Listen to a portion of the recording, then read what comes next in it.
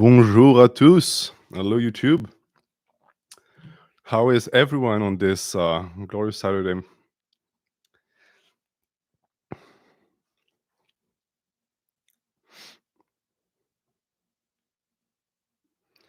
I myself, I'm doing decent, not the best, bit stressed out, but I think that once we get the stream rolling, it'll be better. Is the mic still as good as it was last week?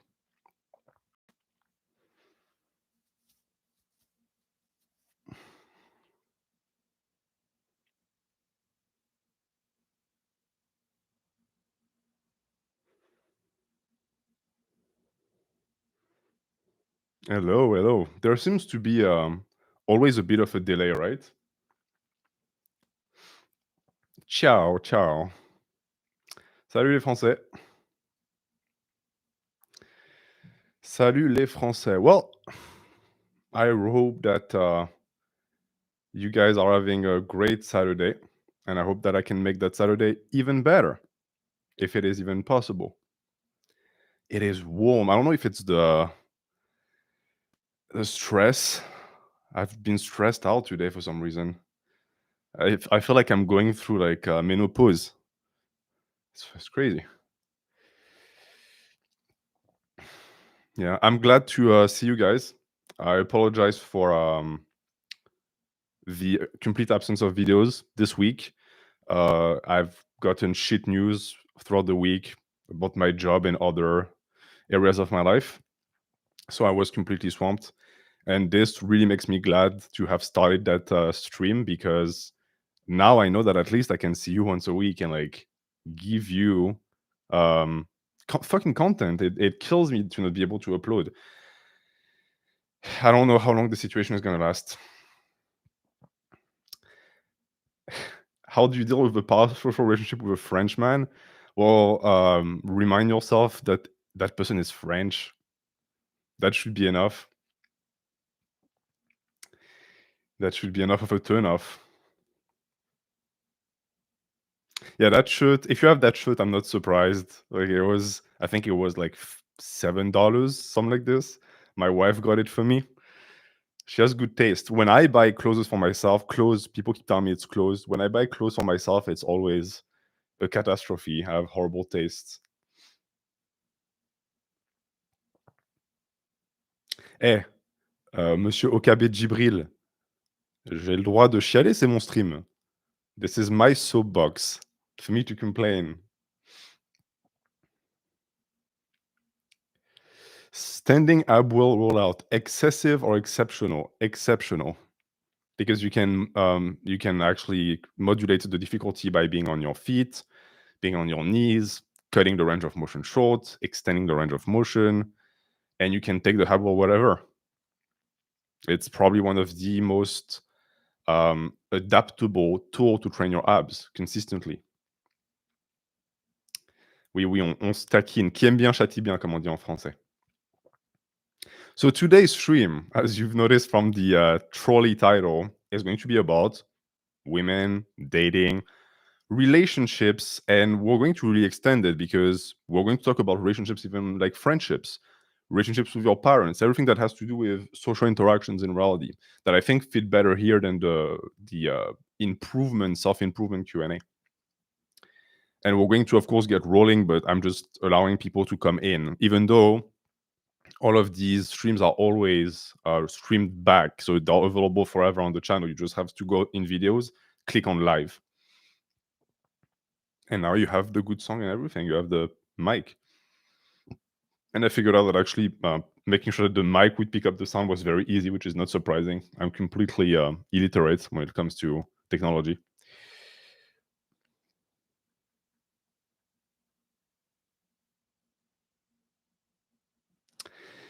Do you believe that two people with mental issues could be happy with one another? It really depends on the mental issues and if the mental issues aggravate each other. But keep in mind that most everyone nowadays has some sort of mental issue. So if you expect to get in a relationship with someone who is like a perfect clean slate, perfectly neurotypical, that person does not exist. And you most likely are not that. So a lot of relationships is also figuring out the way you're fucked up and how the other person is fucked up and trying to make that work.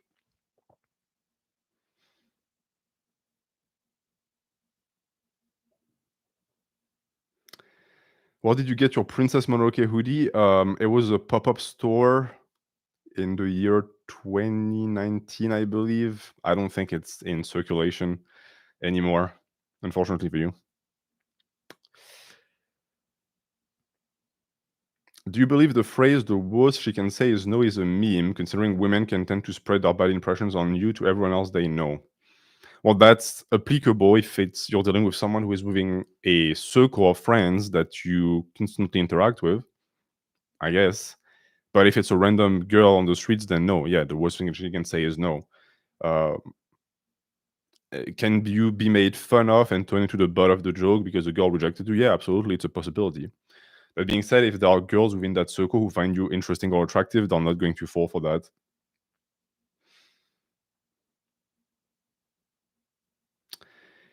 Parthiban Ilongo, I have a large fear of my partner cheating, and it keeps me in paranoia. Any actionable steps? Well, we're getting into the deep end, which this stream is going to be mostly about, because dating and relationship and romance is serious stuff.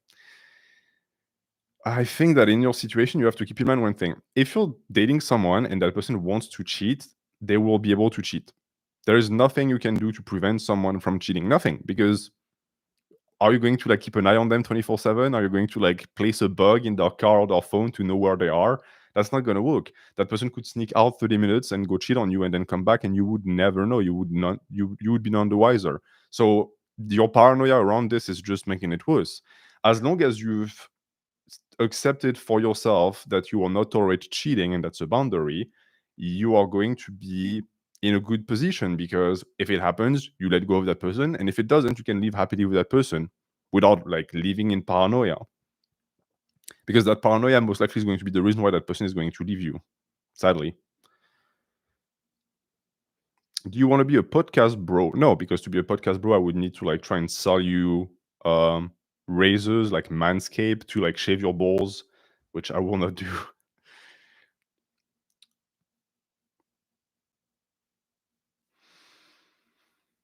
Why do I need a girlfriend? Is being alone that bad? No. If you enjoy being alone and you don't feel the need for a relationship yet, don't let people bully you into feeling that incentive when it's not there. You might be someone who is fine with being alone right now. How to be a good boyfriend? Well, that's a lifelong endeavor, and it eventually translates into how to be a good husband. But I could speak about that for hours and hours. You're going to have to ask a more specific question, I guess.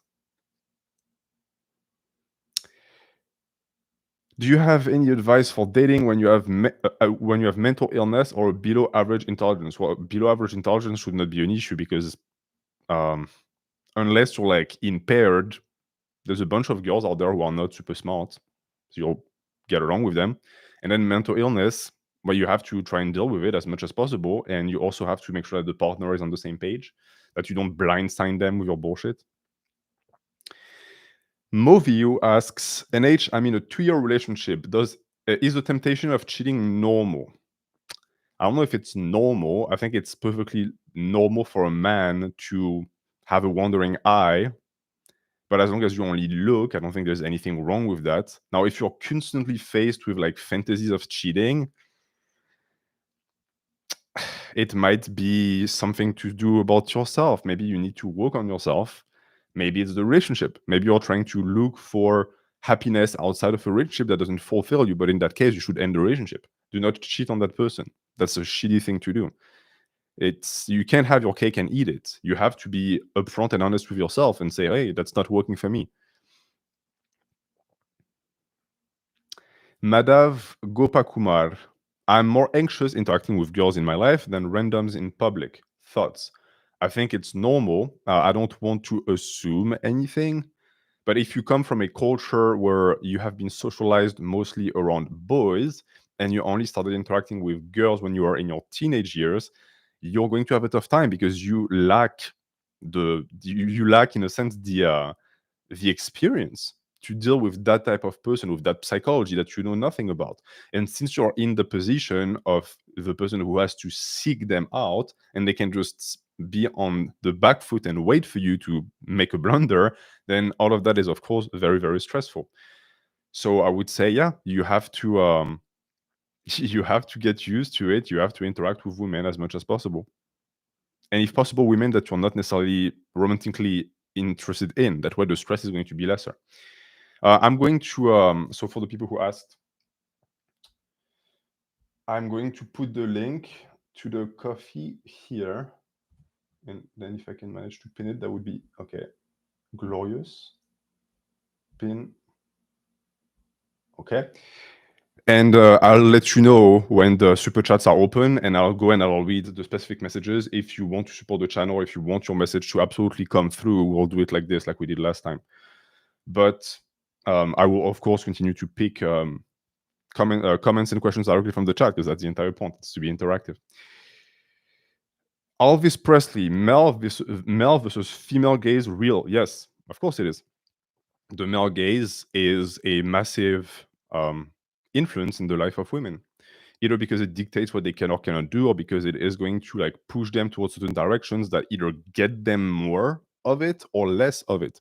Because the two are in a sense the same thing. You know, when you have women who ugly themselves down on purpose, that is also a reaction to the male gaze. They're tired of it and they want it to go away, so they do something that they think is going to make it go away. And for the female gaze, I think that it also exists, but it has less influence and power in a way.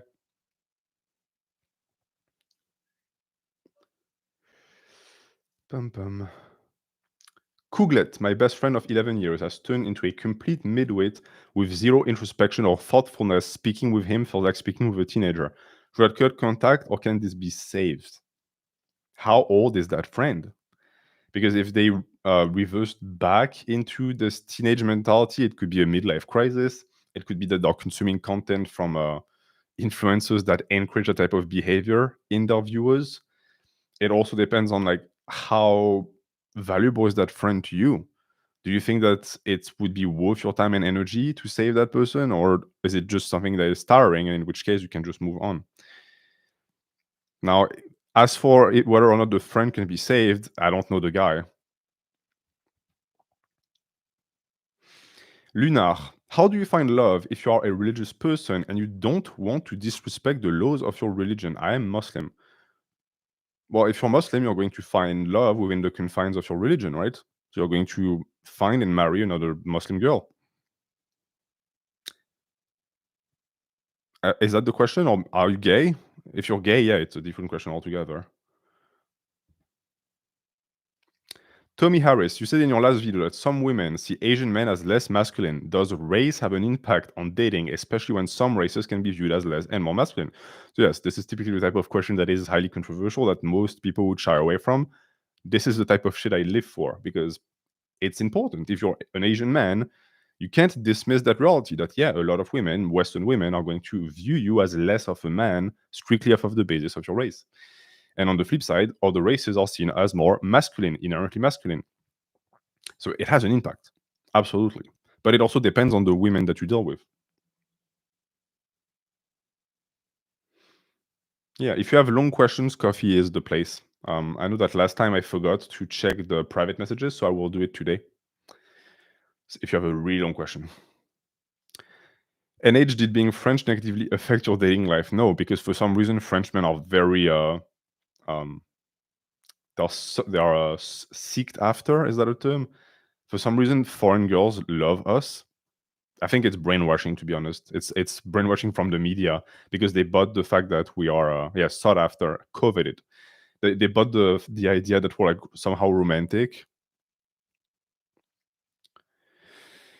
Jack, do you believe in opposites attracting each other? Yes, I do think so.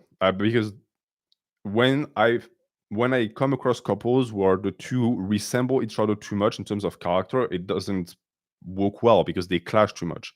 You need someone who completes you, and the only way they can complete you is if they, in a sense, fulfill one of your weaknesses, and you should, in return, fulfill one of their weaknesses. So for me, for example, I'm borderline paranoid, and I do not trust people at all. And my wife is the opposite. She's incredibly kind and trusting. So we balance each other out. I can like help her when she's about to get scammed, and she can like reel me in when I start like being misanthropic.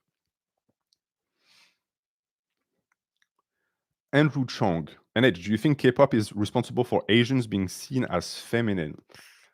That's a loaded question. It's a possibility, but I wouldn't blame K-pop because K-pop is just the natural continuation of the boys band phenomena that happened in the West. I don't know if you guys remember Tokyo Hotel, the German boys band group, or the dudes essentially just looked like women. They were incredibly popular with girls. And I also think that this is something that touches teenage girls in particular because this obsession with very feminine men doesn't last. Usually women grow out of it. Nitish, do you believe in love at first sight? No, but I do believe that when you meet someone special, you're going to be able to tell right away. It might not be love, but you will be able to know. Like the first time I saw my wife, I knew that something was going to happen with that person. And she was in like a group of 30 people, but my eye immediately went to her. I was like, yeah, she's special. She has something going on. And she told me later the same happened, that she immediately like zeroed in on me. Captain Leroy, I'm on VR trying to brag about my muscles, and all the girls say it is gross because you're bragging. That's why. Muscles speak for themselves. You don't need to brag. Do you believe in soulmates? Yes, but I also believe that you have literally millions of soulmates, meaning that you have millions of people on this planet that could fulfill the role of a good partner for you. So the idea that there's one person, and if you like somehow miss them, you're done. No. Name in Korean that I cannot pronounce. In a good, proper relationship, does the girl look up to the guy kind of the same way kids look up to their father? Or kids look up to their father for protection and guidance. So in that sense, yes, but it's not going to be as extreme, of course. If you end up with a girl that looks at you like she looks at her dad, there's some daddy issues involved here, and maybe the relationship is not going to be what you think it's going to be. Carlos Vargas, is the womanizer phase something every guy should go through in order to understand women better? So that's a question that I get asked all the time when I tell people that I personally regret my womanizer phase, but I regret it because I hurt a lot of women. I think it did teach me very important lessons. For example, how not to be a complete scumbag and how to treat women preciously. So that's one thing. But I don't think you need to go through it. Maybe to get it out of your system, I guess, so that you don't have regrets. But all of that is really tied to ego. So if you're a very mature person, it should not be needed.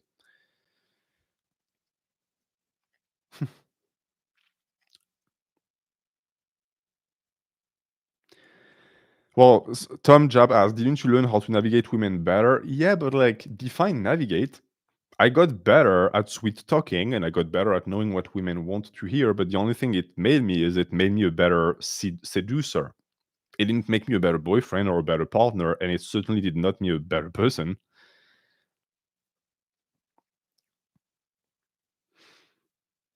Blaster Master, I'm 33, not married. Is it over? If you're a man, no. 33 is the start of your life. You have plenty of time. Favorite anime women, top 3. Uh, Illumi Curtis from Fullmetal Alchemist. General Oliva from Fullmetal Alchemist. So that's 2 because, of course, it's a story written by a woman. So naturally, the women are going to be great. And then no one from One Piece, unsurprisingly. No one from Hajime no Ippo, unsurprisingly. I think it would be Jujutsu Kaisen, but I don't know which one.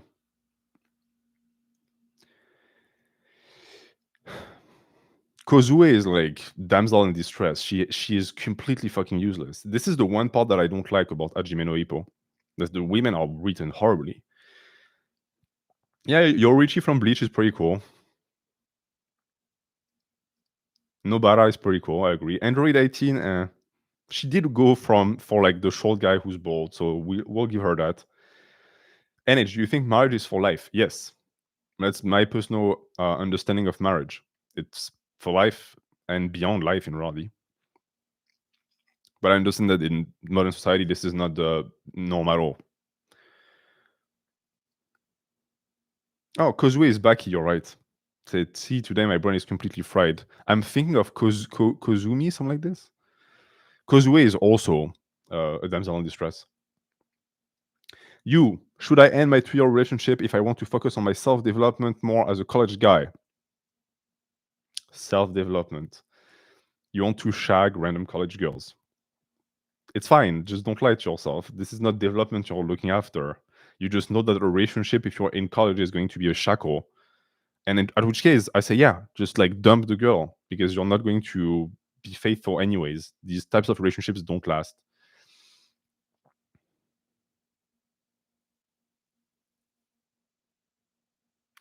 Third world mage. NH, do you think engaging in hookup culture is worth it for a young man, or should I wait for a relationship? I think hookup culture is mostly destructive, and it's something that we do because it's pleasurable. So by default, my answer would be yeah, try to avoid it. Remember to stay hydrated as much as possible throughout the stream.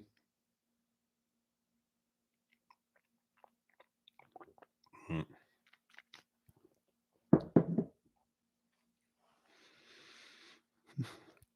Blake has old. This girl likes me, but I don't like her at all. I cannot ignore her because she sits near me in all my classes. What to do? It's so sad for the poor girl. I don't know. Try to find someone else to sit where she sits, or just like be upfront with her. But if you're upfront with her, everyone in the class is going to think you're an asshole. Adrien G. Salut NH. Ma copine a voulu cesser notre relation cet été. 3 mois plus tard, elle m'aime encore et fait comme s'il s'était rien passé. Elle était adorable avec moi. Je sais pas trop quoi faire, to be honest.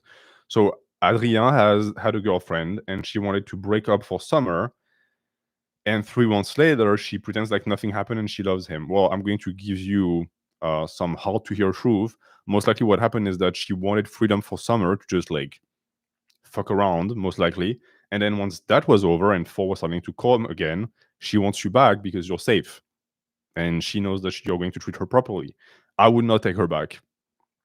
If you a break means the relationship is over. Close grip bench. How do I start being more social as a 16-year-old? Go out there and talk to people. You're 16, so you're still in the like range of age where you're not yet seen as a threat as a man, as an adult man. Like if I went around talking to people, I think people would freak out. But for you, you're good. So socialize as much as you can. Someone says, don't call yourself close grip bench. I mean, that's a baller name. Kila King Jim, have you ever had a heartbreak? How did it affect you and how did you get over it? No, because one, I didn't date a lot, and two, I was never really broken up with. As like arrogant as it sounds, I was usually the one doing the breaking up because I never had any feelings for anyone. Now, if my wife broke up with me, yeah, that would break my heart.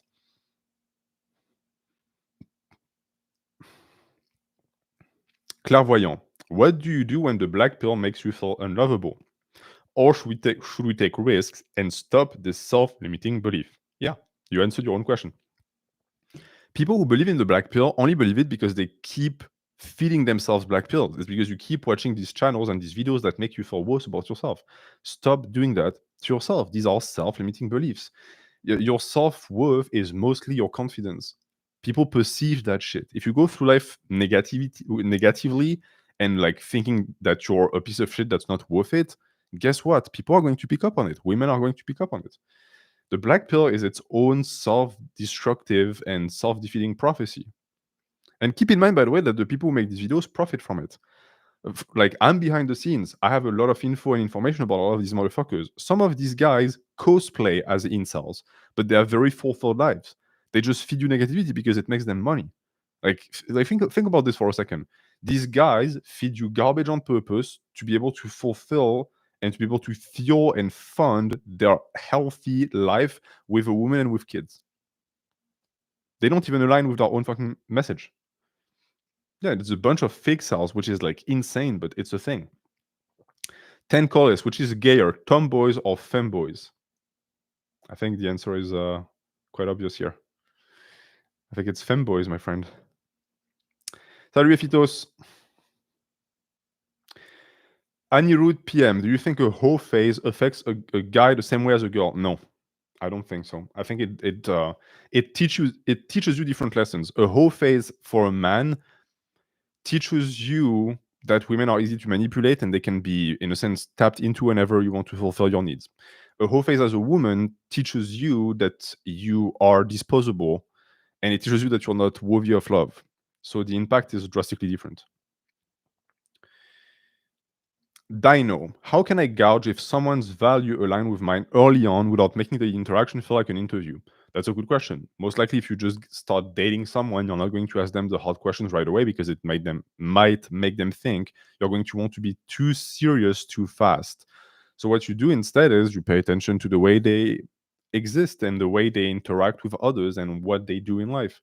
If you're someone who's very serious, for example, and like family oriented, and you start seeing someone who goes out to the club every single Thursday, Friday, Saturday, yeah, you know that that person is not going to be well aligned with you. They didn't have to tell you. And H, I love the thumbnails. They're pure autism. Yes, you should see me make the thumbnails. When I make the thumbnails on Fridays, and I think to myself, what thumbnail makes me laugh? And whenever I pick one that makes me laugh, I just go with that one. Same with the titles. Thoughts on passport bros? Are they onto something? So for the people watching the stream or watching at home after the stream who don't know what a passport bro is, usually it's Western men who travel to other countries, usually Asian countries or Eastern European countries, to find women that are quote unquote easier to bag because they're like less brainwashed by feminism, whatever. Are they onto something in the sense that it's easier indeed? Yeah, because it's correct. Because these women tend to have skewed standards. They tend to romanticize and hype up Western men. And also, let's be fucking blunt here, a lot of them are poor. So if you're a passport bro, you are their passport to an easier life, a wealthier life. But the question is, like, is this a relationship that you want? Do you want a male older bride from the Ukraine or from like one of these poor Asian countries? If the answer is yes, I think you need to work on yourself as a man. Because this is the way I think about it too. Are the standards of Western women extremely high and sometimes unreasonable? Yeah. But it means that if you manage to meet them, you're high quality. So it's sort of a challenge.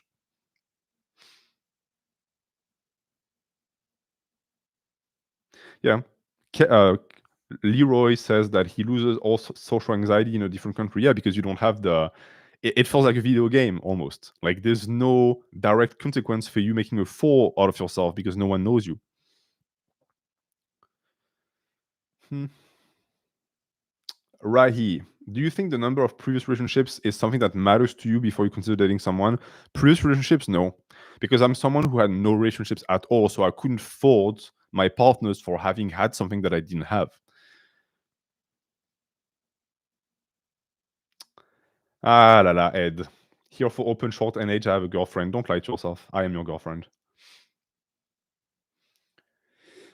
Partiban Ilango, is getting back into a relationship with the same person ever worth it? Highly depends why you broke up in the first place. If you broke up because the person cheated or they did something like unacceptable, then no, never get back with that person. But if you broke up because of distance or because you wanted something different in life, then I think it's fine. I've known people who went on to get married and went on to have very serious and solid relationships that led to kids with someone that they used to date in the past, had to break up because of differences, then got back together. Got back together. Alors.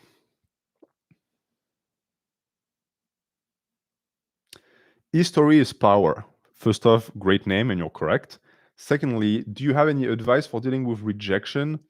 Get rejected a lot. Rejection only stings when you've never gotten rejected because it's a novelty, it's a novel stimulus.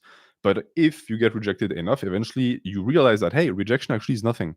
Rejection is what I make of it. When you feel bad when you get rejected, is because your ego is hurt, but you can bulletproof your ego. It's something that I did personally in college where I sped run rejections. I would approach women on purpose like a complete maniac, knowing I had no chance so that they would reject me and I would like get to feel the pain, rebuild myself and try again. And I think the first time I got rejected, and it's a girl that I approached knowing she had a boyfriend. So there was no chance. It like shattered me for 2 weeks. And then I got better and I tried again and again and again to the point that at some point I was rejected and like 20 minutes later, I forgot about it. But paradoxically, this led to a lot of confidence that led me to not being rejected again. Monk 31. How do you address being disrespected willingly or unwillingly by your partner? If it's unwillingly, you correct them and you tell them, hey, I don't like the way you just treated me. And if it's willingly, why are you with that person? Why are you with someone who is making you feel bad? That should not be a thing, man or woman. You know, if you're a girl and a boy or a man constantly makes you feel like shit, ditch the guy. He's not worth it. You should be with someone who makes you feel like a queen. And likewise, as a guy, women tend to get a free pass because they're women, so like they're physically weaker. That doesn't matter. You deserve to be treated with respect because you are someone who is worthy of respect. If a girl cannot understand that, she's not worth it. Bob Barker, do you think women care much more about muscle rather than strength? Yes. Because when a woman looks at you, she has no idea how much you lift. So she surmises the idea of strength and power from the size of your muscles. Keeping in mind also that for a lot of women who don't lift, strength means nothing. Like, ask a random girl, hey, how do you think like a heavy dip would be? Like, what is a lot of weight for a dip? Most girls would tell you, oh, maybe 80 pounds. 80 pounds is a lot of weight, right? Even though it's not. It's like it's average, below average. So they have no clue. So for all of the bros on the channel who think, hey, if I bench 3 plates, I'll be successful with girls. No. You'll most likely get fat. That's the only thing that they'll notice. Is the computer plugged in? No, but oh my God. It is not plugged in, but it's warm. So I'm going to like run the fan. If I manage. Ah, la, la. Yes, but it's like right there. So it's very easily accessible. It's right there.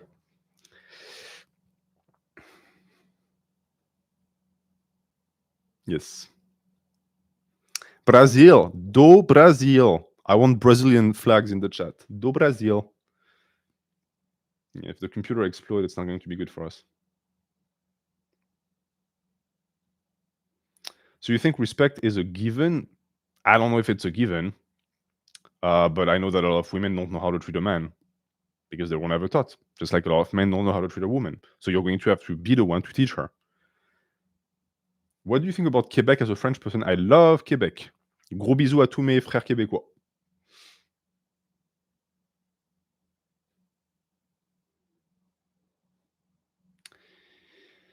Alors. Oh, le Québec, quel beau pays. If I start chanting, I think people are going to start to leave. Clark Winters, hello NH, how would one deal with our partners dying before us if one manages a lifelong relationship? Well, I'll tell you something fucked up. I think we're blessed to be men because men tend to die earlier. So most likely you will not have to deal with that. Most likely it's your poor wife who's going to have to deal with the grief of losing you, and she might go on to live an extra 10, 15, 20 years. This is, as a man, male privilege right there. We die earlier. Dancer by the Day, who submitted a program 2 weeks ago. What is your opinion on women who make you pick between them and the gym? They're not worth it. Unless we're dealing with someone who's a gym cell, a woman should understand that the gym is the place where you get better.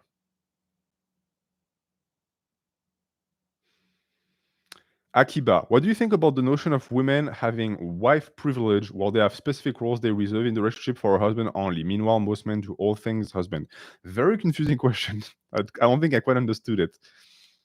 Do you mean by that husbands do more in relationships than women? Shaith, how do I avoid settling for the first girl that comes my way if I really want to avoid going the womanizer route? That takes self-worth. Just recently, I was rereading Chainsaw Man, which is not a great manga, but one thing that is great about it is that it really dives deep into like the psychology of low self-esteem men and like how shitty it is to exist with low self-esteem because you fall times and times again for toxic women because you fall for the first person that gives you like the time of day. This is something that you have to work on because you're never going to have a fulfilling relationship if the first woman that gives you attention suddenly becomes an angel in your eyes.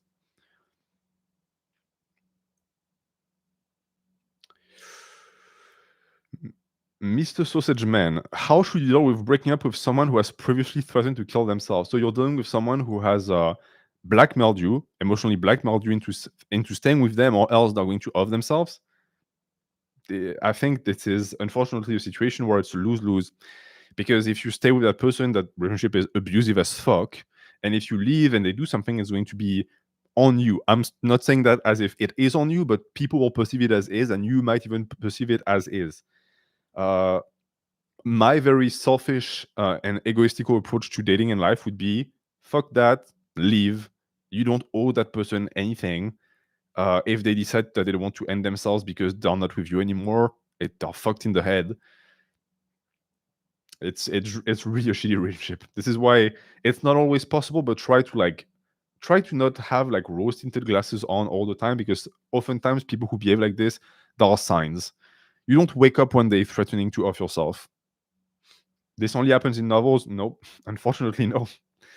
I've had one close friend who was in a relationship with a girl who was constantly threatening that as a mean of manipulating the guy. Yeah, these, you know, toxicity exists on both sides of the spectrum. Male toxicity is visible because it usually is violence. Women toxicity tends to be mental and psychological, and it doesn't leave any signs. Yeah, and guys do that shit too. It's both. What do you think of ambitious women? If you can handle that, if you can handle a woman that is most likely going to make more than you, be more successful than you, go for it. She might be looking for a trophy husband or someone who's going to stay at home, take care of the kids. If that's your thing, that's great. Keeping in mind also that ambitious women are not, they usually don't stay on the market for a long time. They usually stay on the market for a long time because a lot of men are threatened and feel threatened by ambitious women. You don't have to spam, my good friend. I'm going to answer eventually. Monk, how do men end up in sexless, loveless marriages, and how do we avoid it? That's quite the question. How do you avoid it? Because a lot of the time that it doesn't start like this. You start in a relationship with a lot of sex, which you don't know at the time, but it's the candy that attracts you into the white van. It's what the woman gives you, knowing that she's going to be able to secure you, and then once you're married, it's over. How do you see that coming? I don't know. Maybe there are signs. Maybe you could have been able to tell that the woman was never really too into that.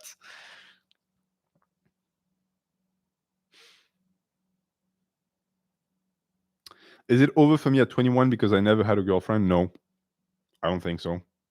That being said, you do have to like get yourself out there and gather social interactions, because the more you wait, the harder it is going to be. Et qui dit fatigue dit réveil, encore sur de la veille. Alors on sort pour oublier tous les problèmes. Alors on danse. Alors on danse. Stromae is great.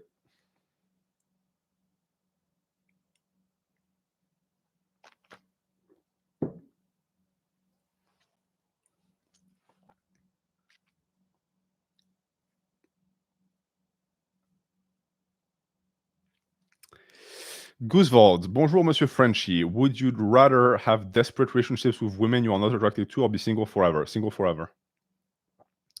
Do not settle. I like her, but she doesn't even look at me. Am I cooked? For now, yes, you are. But keep in mind that maybe in 2-3 years, you'll come back a better, bigger version of yourself, and then she won't be looking at you. I love when someone asks the same question times and times again and they don't get an answer, and so they start adding emojis that get more and more upset.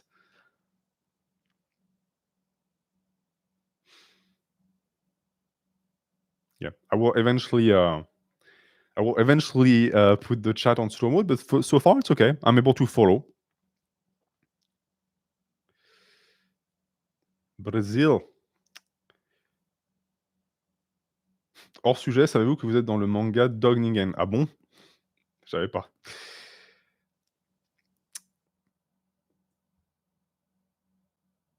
Hello, hello.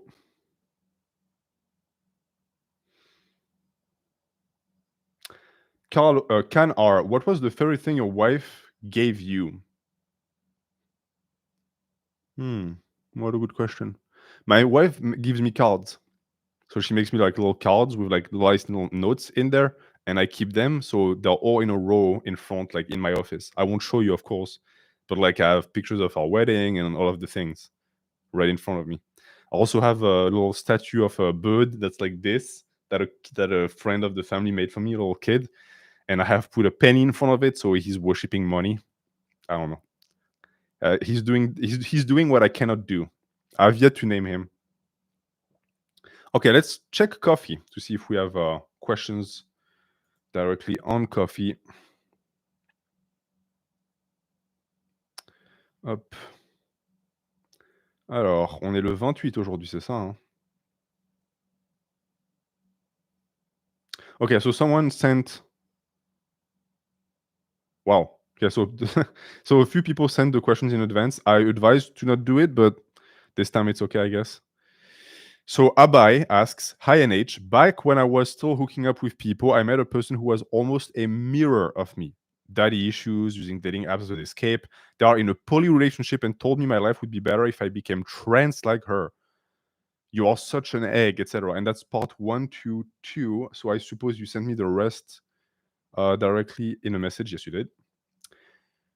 And then 222, I want to get big, spiritual reason. So obviously not. I still think about what she said often, and I often wish that although her lifestyle does not align with what I want, I sometimes we could toss everything away and sink. Fear of missing out, perhaps. That's so interesting.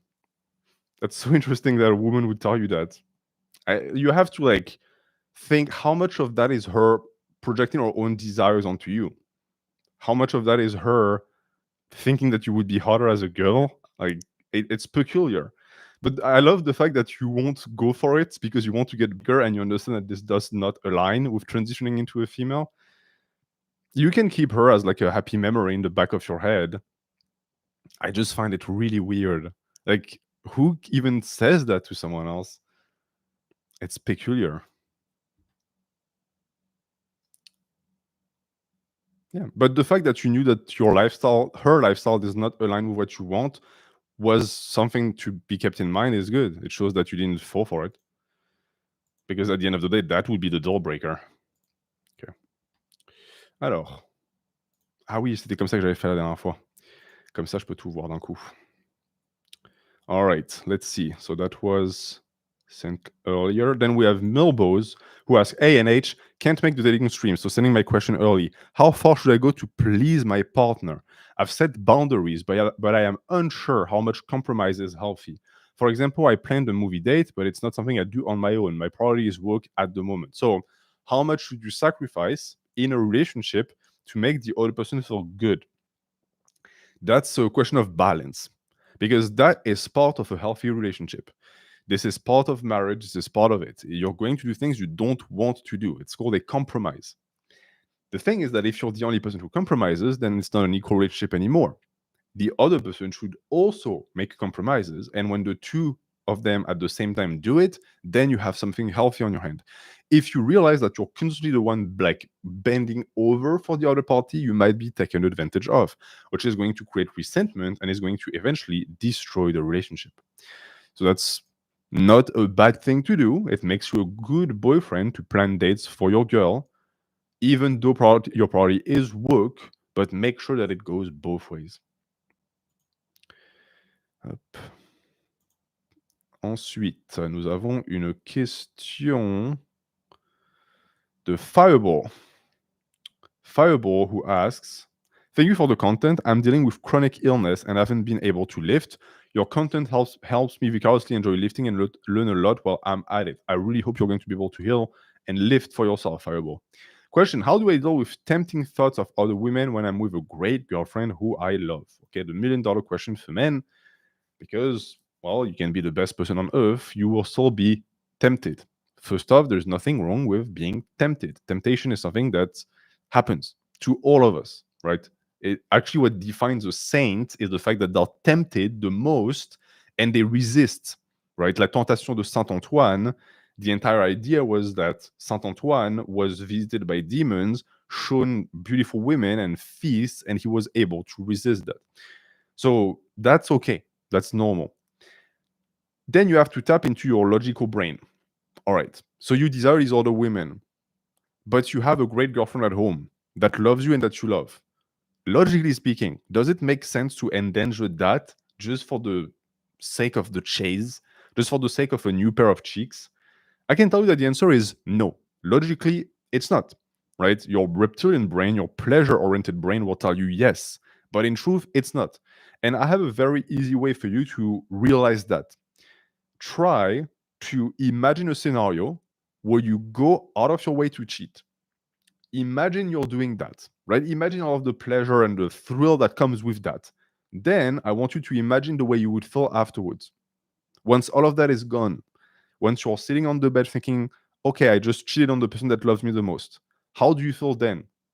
Take the two sensations, the pleasure and the guilt afterwards, and compare them. You will find that the guilt is a million times worse. And that's not even taking into account the fact that you hurt someone.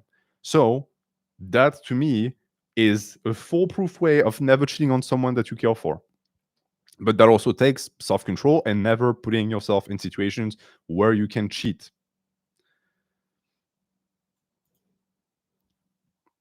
But that's a good question. And the fact that you're even questioning yourself about that shows that you're very unlikely to cheat. Because cheaters make excuses for themselves. Okay, we have Thorben, LONH. I deal with social anxiety, likewise. That hinders me from starting new friendships. If I know people, I'm usually the one talking the most. But with new people, I just get very stiff and quiet. Do you have tips to relax in situations like that? So, most likely, what's happening here is that you are always, in a sense, trying to project yourself into the brain of the people you interact with. And so you are constantly trying to appraise their judgment of you. When you're with your friends, you know they like you. So you're yourself and you're social. When you're with strangers, you cannot do that. And so you panic and you get stiff because you're not actually in the moment. You're outside of the moment. You're trying to predict the future. Within the interaction, you're thinking, hey, how is this person going to remember that interaction in 15 minutes? Stop doing that. Be in the moment. Regardless of what happens, even if you make a fool of yourself, it doesn't matter. It will always be better than being stiff and not being yourself in front of potentially new friends. Because keep in mind that these people, when you show them who you truly are by being yourself, will eventually become someone who likes you for who you are. If you never shine through, then that is never going to happen. And just like that, because there are a lot of people farting on the stream for some reason. Oh, actually, look at that. Click.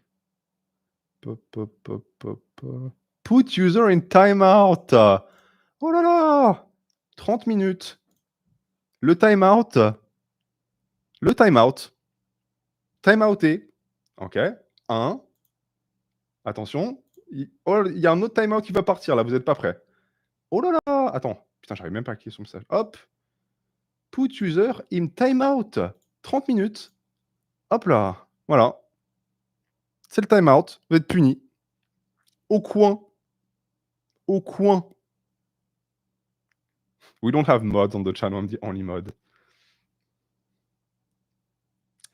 Ah, je t'aime aussi, mon petit Idir. C'est beau, c'est beau. Ah oui, moi, c'est pure autocratie, hein, ici. Il y a pas de... There's no democracy here. I told you guys, I don't believe in that shit. I'm the enlightened leader.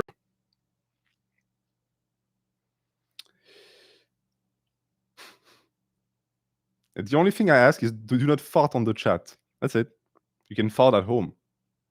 Where can I apply to become a mod? You can make a donation directly on the coffee page, roughly $500. I'll make you a mod. Go ahead. Why was Friedrich Nietzsche single? That's a good question. He was sick, 1. 2, he also got cucked by one of his friends. That was sad.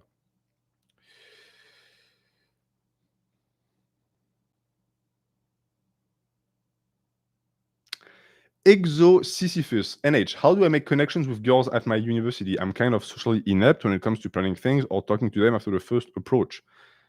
If you're at the university, most likely there are activities like sports, like club activities. Try and do that. Try and join that. And that way you have an easy way to start conversations with these girls. But then you have to follow through.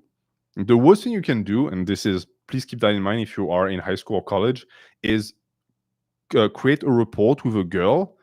She knows you now. But then when you see her, you avoid her. Like, because like that, to women, the message is either okay, that guy hates me, or he's a complete spug. Don't do that. If you know someone, you say hi to them always. That's how you build a relationship. It's very simple.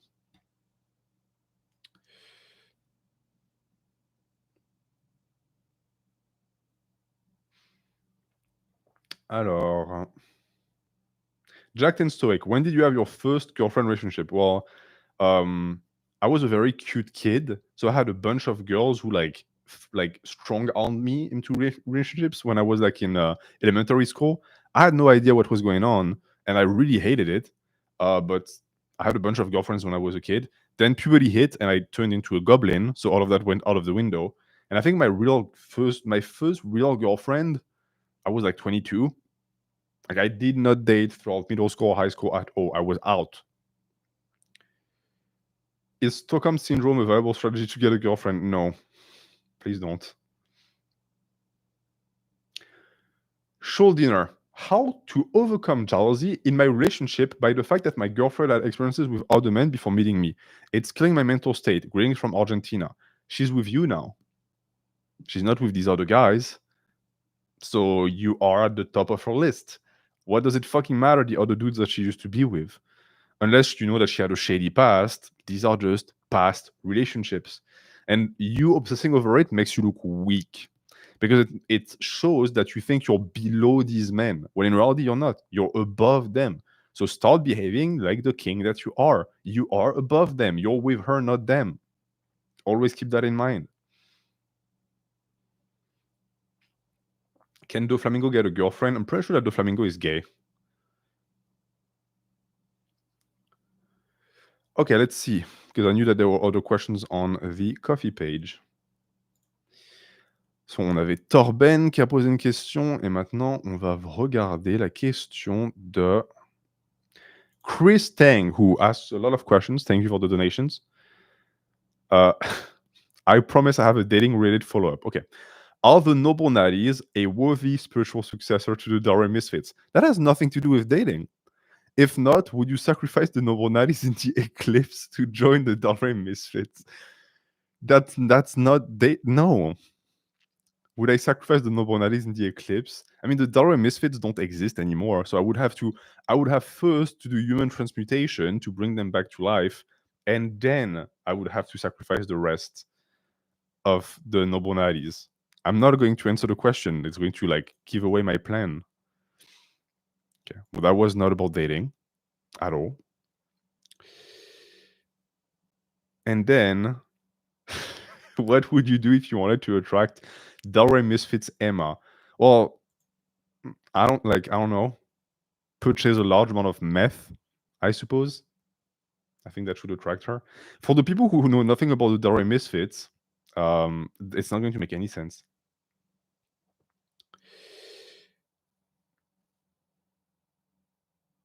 Is there any way you could do a phone-in or call-in show? Maybe in the future. I'm not turning down any opportunities of making something good for you to watch, but not right now. There's still a lot to do with just these normal streams. Arrivederci. What should I do if I hate my appearance? Can surgery be a solution? Depends. All these things, things that you can change with hard work. If yes, do that first. Spend a few years doing that first. And then if you cannot accept aspects of your appearance, then maybe consider surgery. Noop Noop. I like the name. What are your thoughts on age in a relationship? Are similar ages better, or should I date older women? Similar ages tend to be better because you're going to want the same things out of life. If you are into older women, absolutely go do that. Age disparity can be a problem though. Because if you date an older woman, what is she going to want from you? Most likely she won't want kids. So she won't want you to take care of her financially. So maybe it will be like the other way around. You'll be her like sugar baby. If you're fine with that, go ahead.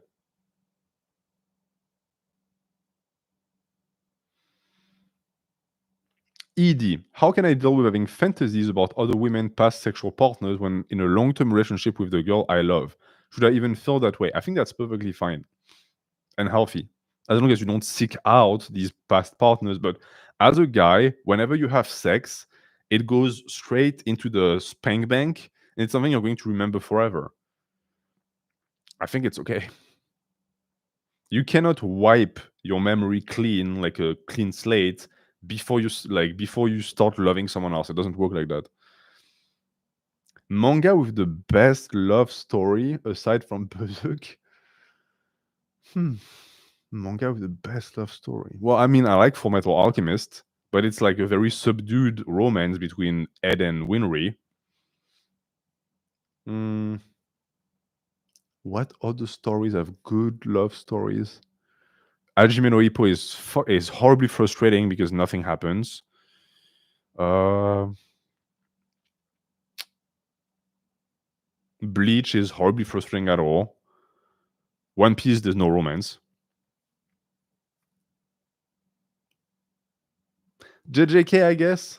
I like the relationship between like the robot guy and like the samurai girl, but that's not even a relationship. Dragon Ball is okay. Kingdom, iShield 21. I mean, okay. iShield 21 is good because the relationship between Mamori and Iruma is really well written in my opinion. Baki is horrible. Yu Yu Hakusho is Yu Yu Hakusho is also pretty fun. Yeah, Yu Yu Hakusho, Hunter x Hunter, but Hunter x Hunter is more like it's more brotherhood than actual romance.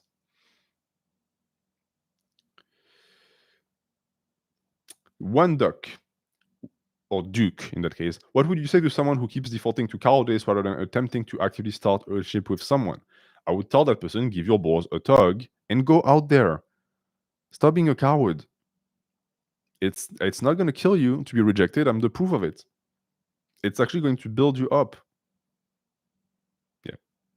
Jim Lee de Sacha, qui est français, je te salue, mon ami, who says The Climber. The Climber is great. I wouldn't say that the love story in it is like inspiring or anything, but it's realistic. It's realistic as fuck. Strong Fat Man, an age where people have relationships with robots in the future, and is it preventable? It's not going to happen. I know that there was this entire movement of men saying, "Oh, women are going to like regret mistreating us because we're going to date like fembots." No, you won't.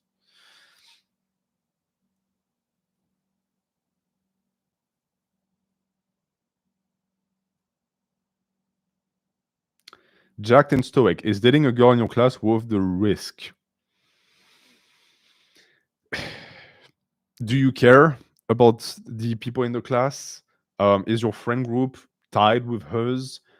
Uh, from experience, what I've noticed in these situations is that if you date a girl in your class and you break up, surprisingly enough, that does not disqualify you from dating other girls in the class. If anything, it makes it easier, even if the girls are friend. Because I've seen girls just toss friendships aside for a guy, just like crumble it and just toss it. Like, I don't give a fuck about that bitch. Yeah, you just have to like keep an eye out for the guys in the class because they might start to resent you, especially if one of them had a crush on the girl and the bro code dictates that blah blah blah blah blah.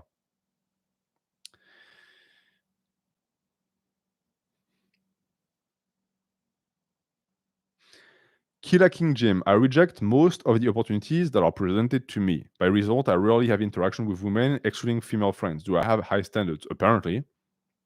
If you're fine with that, okay, but like keep in mind that your standards should be somewhat aligned with what you bring to the table. I remember when I was a teenager meeting a lot of people, especially women, who had these like incredible standards when they looked like a ham with a wig. And it's like, well, that doesn't quite add up. You're not going to get what you want.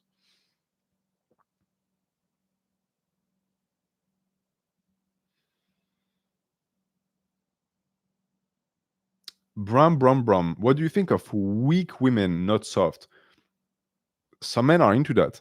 Some men are into having a partner that is just completely dependent on them and cannot do anything for themselves. I personally don't find that shit cute at all. It pisses me off because I don't like incompetence. So I'm not going to go for that. But if it's something that you enjoy because you like to have the role as the provider and the leader, why not?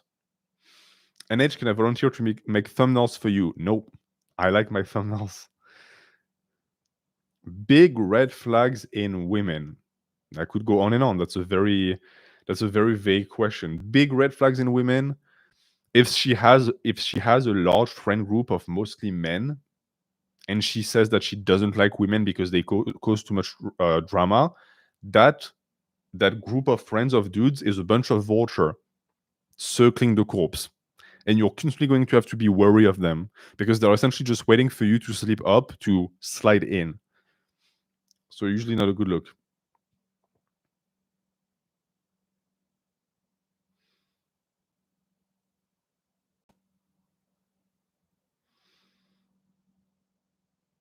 Do you like women with an attitude? Depends what you mean by attitude.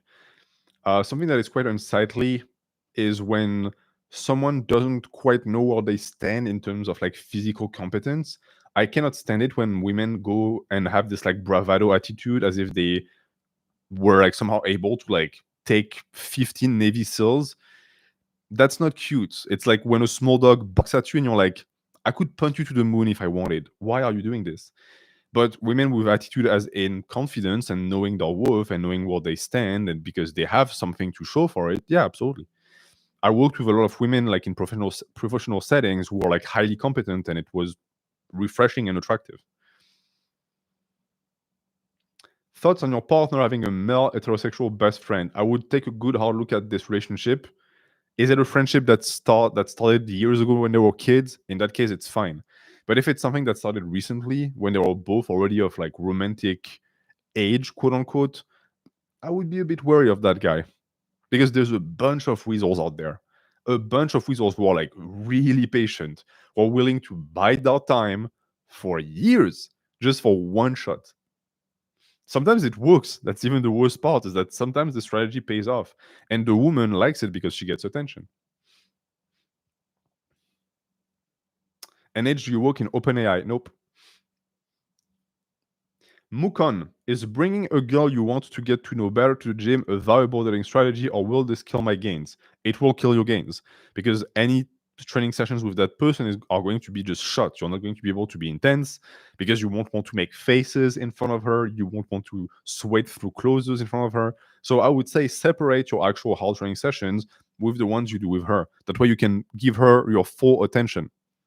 It's a date in a sense.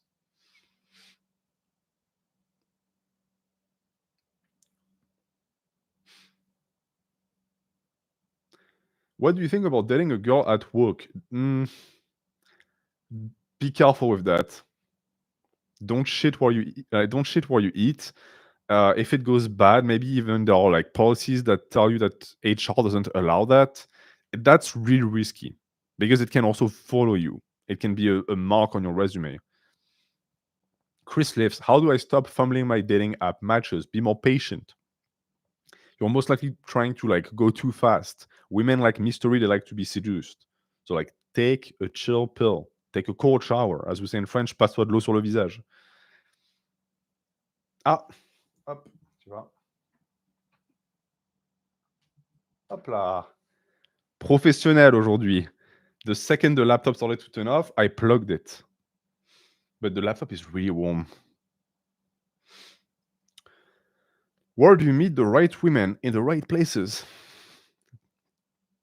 In places where you know you're going to meet people who are aligned with you or at least your interests. Yeah. Ty Edmond says, I dated a girl at work and I regret that shit big time. It really isn't worth it.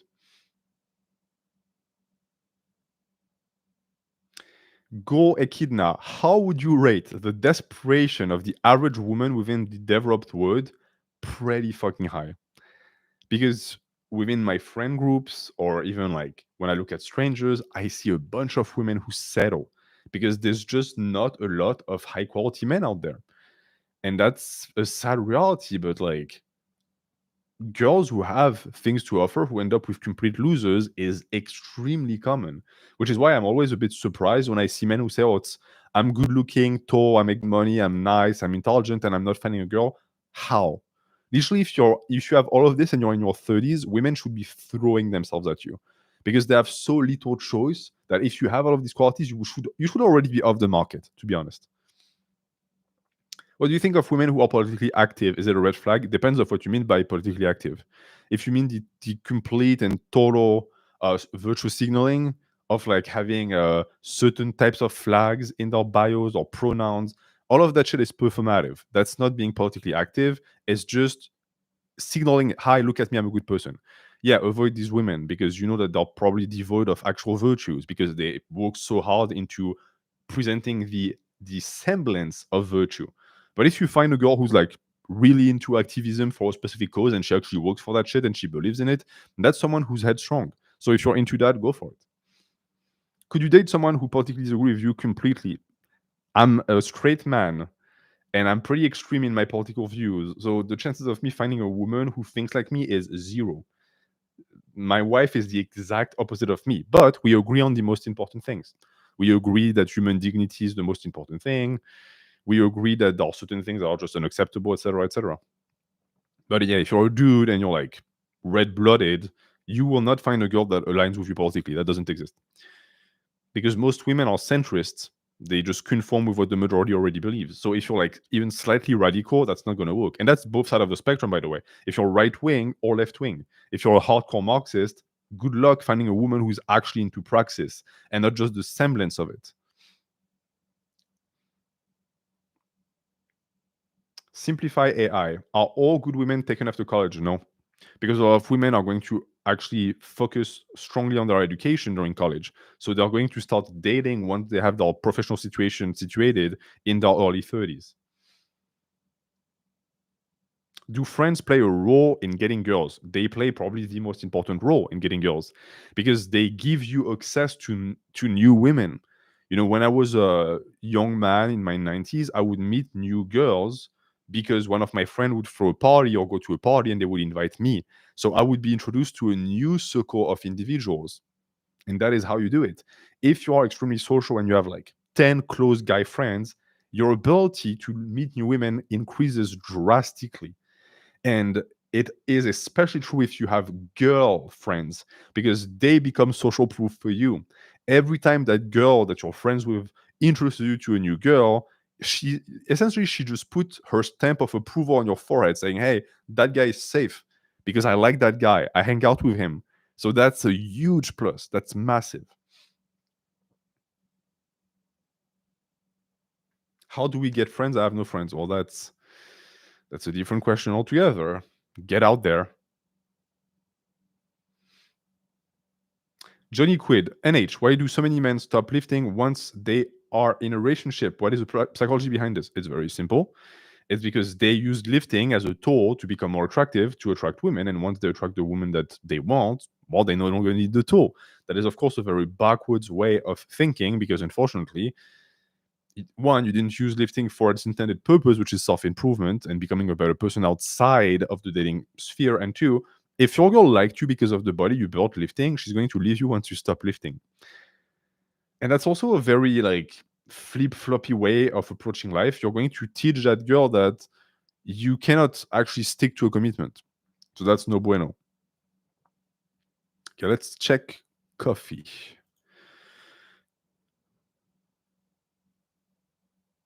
Ego Lifter asks, hello NH. I've heard you say in a past video that the second best way of meeting new women is with hobbies. I've had plenty of hobbies where I met strangers, and it seems that they're almost always male dominated. Any advice on getting into social circles that aren't like that? Well, yeah, you're a man. You're going to gravitate towards hobbies that are most aligned with what you already like. So, like, you're going to build space marines, or you're going to LARP or stuff like this.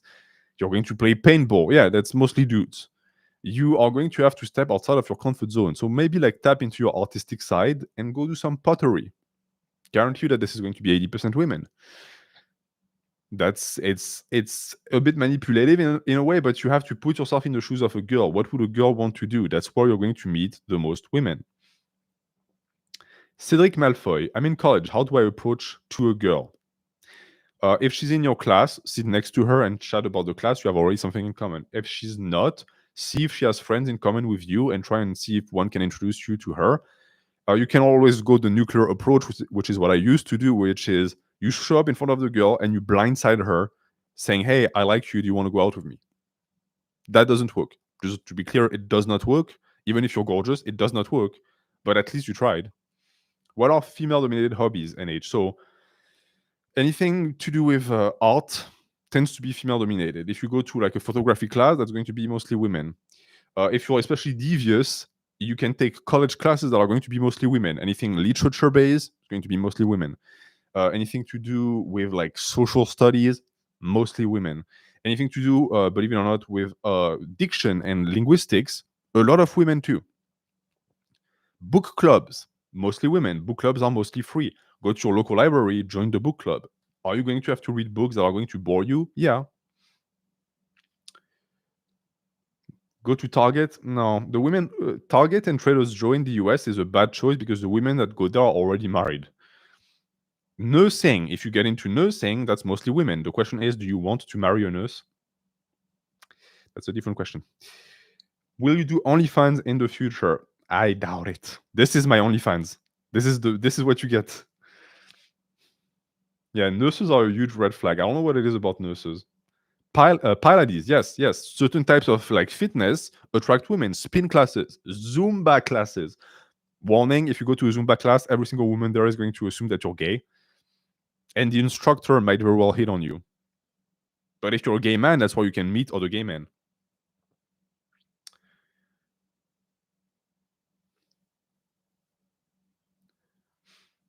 I'm going to learn how to dance. Dance classes, go learn tango or salsa. That's like, it's built in flirting because you already established physical contact with the girl. Please don't be a creep.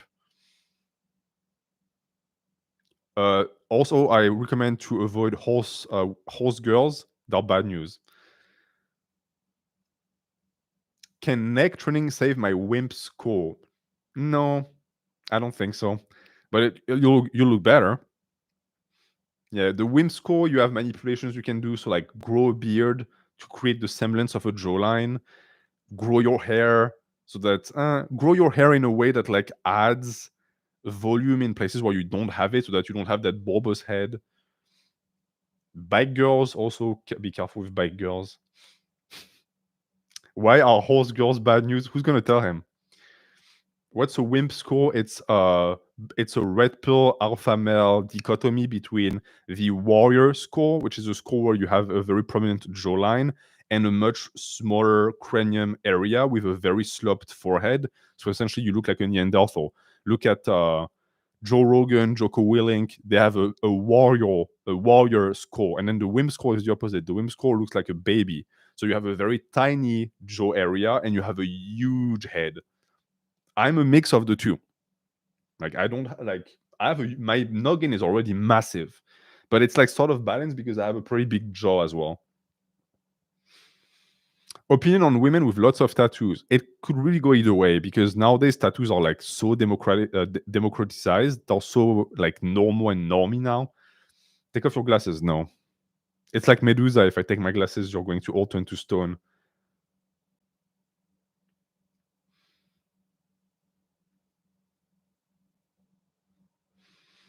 Thoughts on mewing? Well, mewing is the normal position you should have. Like your tongue pressed against your palate. That's where your tongue should be when you're not speaking. So I don't quite understand why it's a revolution. I guess it's because the new generation of kids are a bunch of mouth breather, and so their tongue is like this instead of here.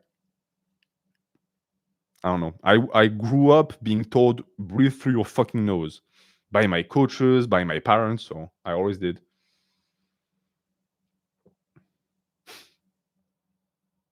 Can you stand up right now? If I stand up, you will see something, but not what you want to see. Keep in mind, you have no idea whether I'm wearing shorts or not.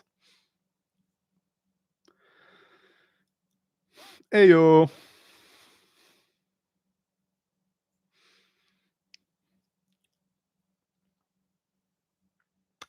Any tips on performance anxiety in bed? So, performance anxiety is something that men do to themselves because we tell ourselves we have to perform. First and foremost, understand that, and I'm not going to get too into the details because talking about that is a little bit cringe, I find. But in broad terms, the act of penetration is not necessarily what is going to make a woman's day. There are so many things you can do outside of that that don't require you to perform, and that is going to do the job for you. So once that's done, then you can just relax and say, well, even if I'm mediocre, it's fine. I've already done what I had to do. Turning on a fan seems to help. Like when you get really warm, it tends to make your anxiety worse. Get yourself out of your head. Like you're not a porn star.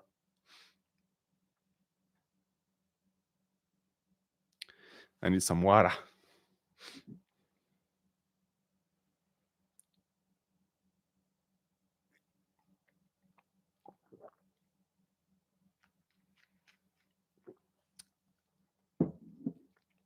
What is up, Jeff? Hope everyone is doing okay. I hope you're drinking water. Drink your water. Do you think just be yourself is good advice? I fear that the autism might be too much, but I don't want to lie to myself. We all wear a mask, more or less. If you're autistic, you're going to mask more than the average person. But my advice would be to try and make sure that your mask is as close to who you are as possible. Just make it so that the mask allows you to have social interactions without people running away. But you can find someone who's not going to be like turned off by your autism. Yeah. Do you still take questions on coffee? Yes, actually. Thank you for the reminder. I'm going to go back on coffee. See if we have new questions. Yay! I had a little message saying you reached your goal. Thank you.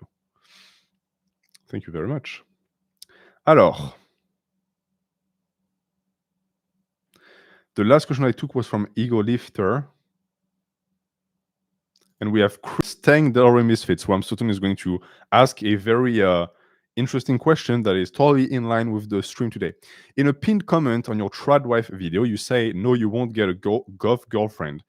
Unironically asking, how should someone go about getting a goth girlfriend? So the entire thing is like really a social media meme. I doubt that there actually are that many men who are into that one archetype. Although I sort of understand why it seems to be so popular. But it's funny. It's like because I grew up during the peak of goth, which was the 90s, and there were a bunch of goth girls, and they were not popular at all because actual goth women are pretty fucking weird. Like they sacrifice chicken. They are not super attractive. They don't have the best personal hygiene. I think that it's this like new wave of goth women who are really like they have the aesthetic of goth, but they're like just pretty girls who are using that as a way to like attract male attention. It's again the male gaze all over. Someone said, and fat. It's very mean of you, but not inaccurate. Nowadays, yeah, it's just like very attractive women. So how do you get one? They're in high demand, so you have to be very attractive. Also, these so-called goth girls nowadays do not go for goths, which is also the way you know that they're full of shit. Because back then in the 90s, goth women would only go for goth men, and goth men were not attractive. No woman would tell you, you know what I really want? A guy who doesn't shower, who only wears black and like dark metal t-shirts, and who has long greasy hair. That's my type. Never. Like, notice how goth men are not popular nowadays.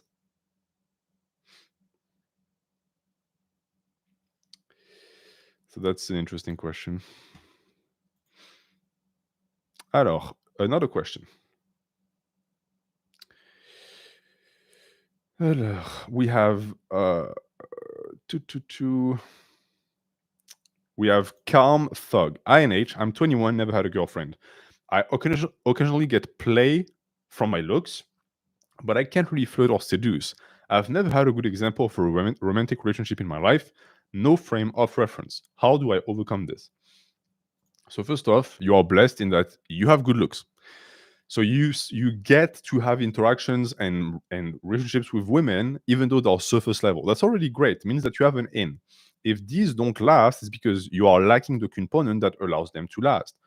So your personality, your ability to communicate, that are things you're going to have to work on. What I would recommend is use your good looks to attract a girl, and if possible, build upon that. Take her out on dates.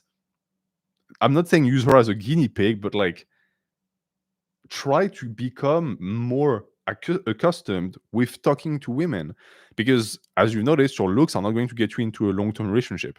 And since you never had an example of what a good relationship looks like, you're going to have to model one for yourself. Who is more attractive to women, Zoro or Sanji? The answer is very simple: Zoro, because Zoro is aloof and Sanji is a simp. But the actual answer is Chopper. Up. Let's take another question from the coffee. We have Spoods. Last time I said that Spoods had a name that sounds like a dog, and he told me, "How dare you? I'm a bear." So, for reference, Spoods is a bear. AONH question: what made you develop deeper feelings for your wife as opposed to other women you dated? Was it her actions or just time in the relationship? When I secure a chick, I get disinterested very fast. That is a very interesting question. So, I'm trying to figure out how much I want to share here. Well, it was fairly easy for me because I never had any feelings for any women that I dated or that I had sex with. It was just purely physical. And when the physical part was done, I just wanted to run away. So when I started to hang out with my wife and we would love together and we would have the same interest and we would click, I was like, well, that's new. That's different. So for me, it was a no-brainer to be like, well, that's the one. That's someone that I want to build a relationship with, because I had never felt that with any woman before. I don't know if it's just me who has I don't know if it's just me who's weird or I had bad luck, but I only ran into women who are just not interesting. And I think that maybe it's the same with you. It might be our personality types or whatever, but if you get disinterested the second you secure a chick, that might be why. It might also be because you're not really into relationships, you're into the chase, and the chase is the most exciting part of the relationship. So once that is done, well, you move on because you want to chase again. And a girl that has been secured is not to be chased. So that's another problem, but that's a you problem. That's something that you have to deal with. But when it comes to things that my wife did to secure the relationship with me and to like make me interested in one with her, I would also say patience. And this is going out for any woman who is watching this stream, the two of you. If you are into a guy who's aloof and who is distant, giving that person time and space to realize your worth is usually the move. If you constantly and relentlessly try to like get the guy into a relationship, that guy is going to be scared and run away. Noli, it is important to be extroverted as a man. It seems impossible to attract girls without being popular. It is a huge leg up. Most guys that I knew with a ton of relationships and a ton of gorgeous women were super extroverted. They would talk to everyone, they would have a ton of friends. So that made it much easier. Talking about women, we have my pet spider who just came out to check if she had caught a bug, but no bugs for you. Yeah, it also means that if you're introverted, especially if you're not that good looking, since you're never the one who's going to put yourself out there, you're not going to attract the attention of women.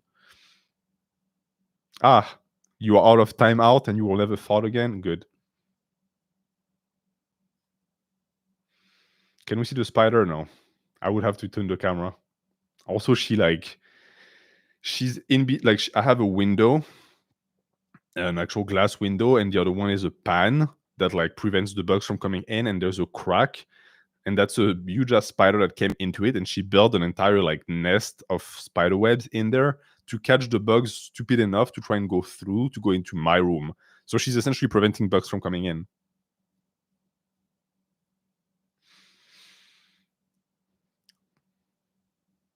Victor Daniel, A and H, what to do if I feel disinterested with my current girlfriend romantically?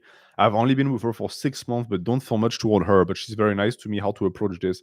The nice and noble thing to do would be to let her go. Just let her go. You're wasting her time. Literally, you know you don't like that girl. Let her go. She's nice to you. So what? It's you taking something for yourself because it feels comfortable. Do the right thing.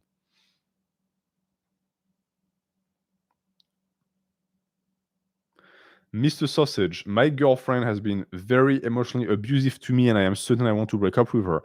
How can I make sure I don't carry any trauma to future relationships? Baggage is a thing. Like, sadly, we always carry baggage with us. You can try and end it with as little drama as possible, but you're not really in control of that. If she's abusive, she will make it about drama because she will want to make you pay for leaving her. So that's a situation where I would tell you get it over with as quickly as possible. That is how you reduce the scars.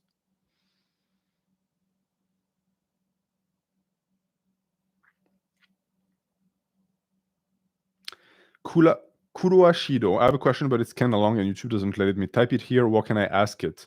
You can ask it on Coffee. You don't have to like do a big donation. You send one coffee, and then if you can't send the full question in the little panel that is given to you, you segment it and you send it to me on private messages. But let's see, but talking about coffee, if some messages were sent directly to me, like in private messages. So we have Felix who asks, I'm 22 and I've been dating my first girlfriend for 5 years. I remember you mentioning that you advised against marrying your first girlfriend. Could you expand this? I really care about her and she's helped me develop a lot as a person. She tells me she wants to settle down with me. However, I have a desire to pursue other women. Am I being selfish, wanting to go date other people, knowing she would make a great wife? How do you know when the person you're with is the right person to marry? Thank you for being the role model some of us never had. Cheers. So, first off, I say do not marry your first girlfriend if she's like your high school sweetheart and you've never had any experiences outside of that, exactly for the reason that that is happening to you, that you are thinking, hey, I wish I had pursued other girls because she's the only one you've ever been with. And so that curiosity is going to be in the back of your mind. And that's really fucking annoying because you've been with her for 5 years and you know she would make a great wife. So the logical solution here would be, yeah, marry that person. But if you're going to be consumed constantly by this desire to go elsewhere, you're not going to be a good husband to her. And that's not fair to her. Uh, Here, I also think that you understand that if you tell her, hey, I would like to take a break for 2 years to go fuck random slots and then come back to you, she's not going to take it kindly. She shouldn't take it kindly. And so your relationship is like essentially going to explode. So here you have two choices. Either you end it and you don't hurt that poor woman more, or you mature and you realize, hey, I have something that many people will never get in their entire life, and I will not throw it away just for random sex. Because I can tell you already that sex with random women that you're going to pursue outside of that relationship is not going to make you fulfilled. I can already perceive a future where in 5 years you look back thinking, wow, I'm a stupid idiot. I could have gotten married to the love of my life, and look at me now. It's impossible for me to tell you what you should do because it's your life. But think hard about the fact that you've been with this person for 5 years and they have been making you happy for 5 years. I think that's as much information as you'll get that this person should be your wife. Okay. Checking the messages. Okay. Perfect. And then we have Nice Man who asks, hey, posting a question for the dating stream. And these questions that I'm taking, by the way, are from people who are subscribed to the coffee page and they do a monthly donation. They did not have to donate to post a message. They can send me a message directly. Posting a question for the dating stream. I can't make it, so feel free to skip. I've been struggling with dating while also accepting that I'm generally more of a sensitive guy than the average person. Any advice? So sensitivity can indeed be a weakness, but it can also be a strength because there are a lot of women who like sensitive guys. And there are not a lot of guys who are comfortable and confident with their sensitive side. So I would say own it. Don't become a slave to your sensitivity, but don't try to hide it either. Because if you hide it and a girl doesn't like sensitive guys, she's going to find out and break up. If she does, however, it's going to be a huge pull for her to actually want to get into that relationship. So develop your personality around that. Then we have someone whose name I cannot say. His name on coffee is NH Dick Sucker number 573, which is an interesting name, but also should mean that there are 572 other NH Dick Suckers. Interesting. Make yourself known in the chat. Sherlock says I'm number 4. So you've been sucking dick for a while now. This name is a bit gay. No, totally not gay, bro. But our dear friend NH Dick Sucker 573 asks, what do you think about the idea that having had a slayer phase, meaning that your partner would be more hesitant to cheat, since she and you yourself know that you're valuable on the dating market? Having options also gives you more leverage, since you have the ability to say no with more authority. Furthermore, I think that women love the idea of taming a slayer. This narrative can get you through the initial phase before a more meaningful relationship can be formed. So I don't think you need to go through this slayer phase to be able to be confident in your value on the dating and sexual market. I think that your interactions with the other sex should tell you that. Um, and honestly, if you're a man and you're groomed and you're employed and you are relatively fit, you are most likely very valuable. So you know you have options. And this entire options thing also is more for yourself than for your partner, because if you like hold it over their head like, hey, I could go fuck someone else, that's not a healthy relationship. It's more for your own ego, being able to tell yourself, I am not indebted or enslaved to that person. If they mistreat me, I can find better.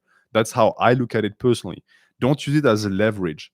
Of course, there are power dynamics in relationships that will always be the case, but the courteous and noble thing to do is to pretend that they don't exist.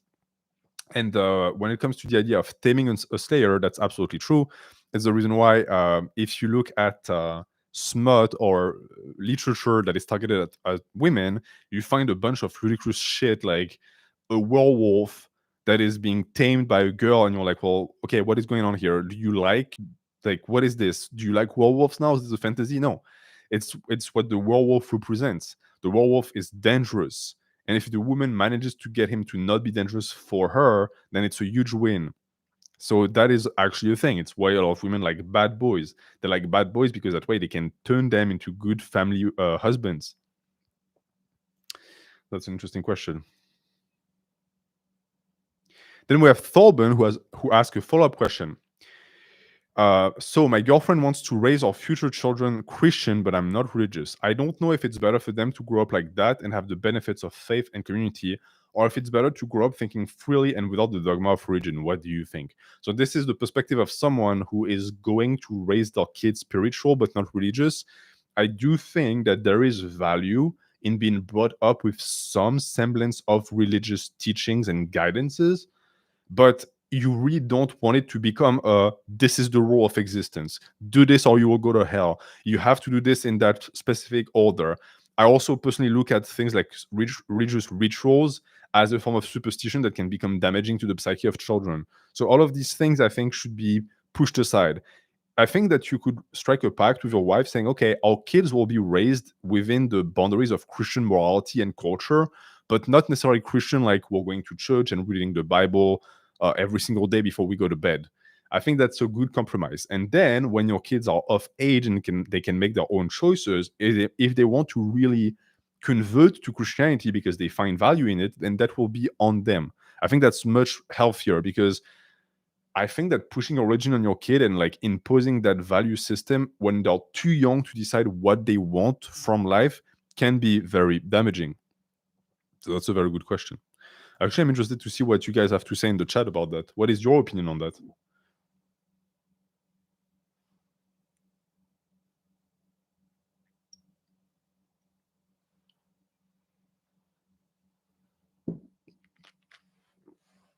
Because I know I have a bunch of religious people on the channel. We have a lot of Muslims and Christians. So what's your take? Are you going to raise your kids religious, or are you going to give them the choice?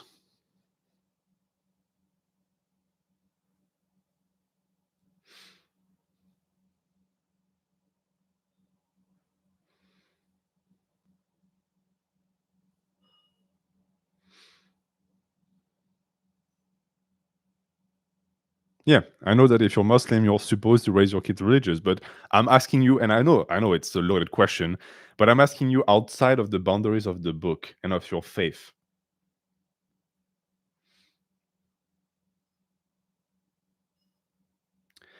Dark Slippery says if you're not imposing religion on them, you're imposing something else. That is not untrue. Something will be taught to them. And I think that's sort of the mindset I see a lot with people who raise their kids religious. They say, well, I don't want the republic or the democracy of the country to become the values that they grew up with. Yeah, some people say I will do it because you think it's the truth.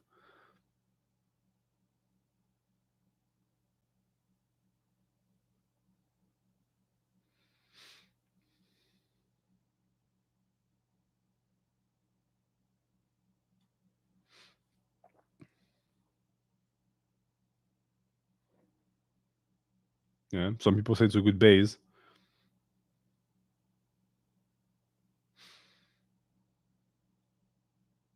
They gotta grow up with something, so shouldn't it be something you trust? But see, this is the question too. The follow-up question is, how much have you yourself analyzed and questioned and criticized your own faith and your own ideology? A lot of people don't do that because it goes against the faith.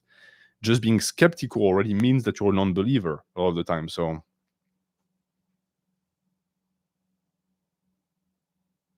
see, funny ways you say religious values made me vegan. I'm going to make sure they value sentience and other beings. Would you raise your kids vegan? Because to me, that's sort of this. It's in the same line.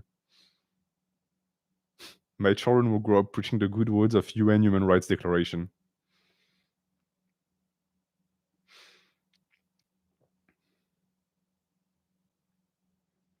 Because I know a lot of parents who are vegan and who are going to make their kids vegan, like right off the bat.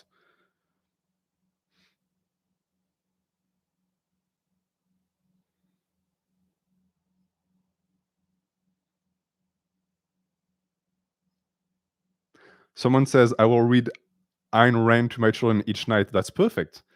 Because it's the perfect stories, because Ayn Rand books are for kids, I believe.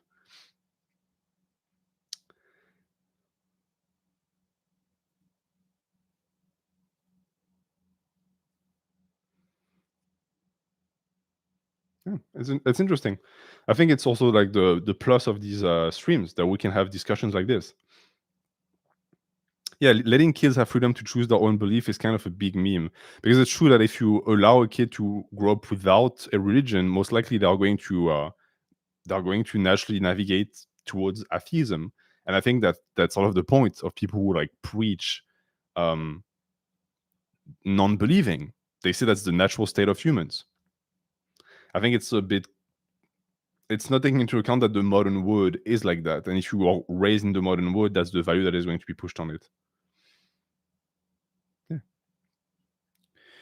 Declan says, my kids won't consume animal products, but I can't make them be vegan. It's a moral position they would need to accept themselves. So that's interesting. So you will have them follow the diet, but you will not force them to have the moral values that come with the diet. So that's interesting.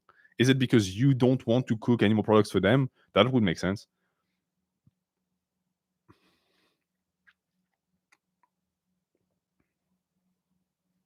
Bill, I was raised vegetarian. It was okay. My parents knew what they were doing. I won't do the same for mine, even though I'm mostly vegetarian still. Yeah. Well, if you, of course, if you're like sharp on your, it's, you see how this is like so connected. If you're someone who is serious about their religion, you've done your research and you're critical about it, I think that teaching your kids and raising your kids religious is fine because you've done your homework. Likewise, if you're a vegetarian or vegan and you've done your homework and you know how to make it work, having your kids grow up like this is also perfectly fine. The issue is if you're ignorant about your own ideology, which a lot of people are.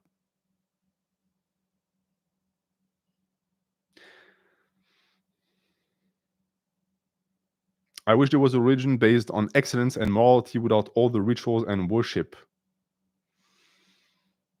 Well, that has a name. It's called the aristocracy, and not the aristocracy that we have nowadays, that is essentially a form of nepotism that creates oligarch. It's the aristocracy as preached by Machiavelli and by Nietzsche.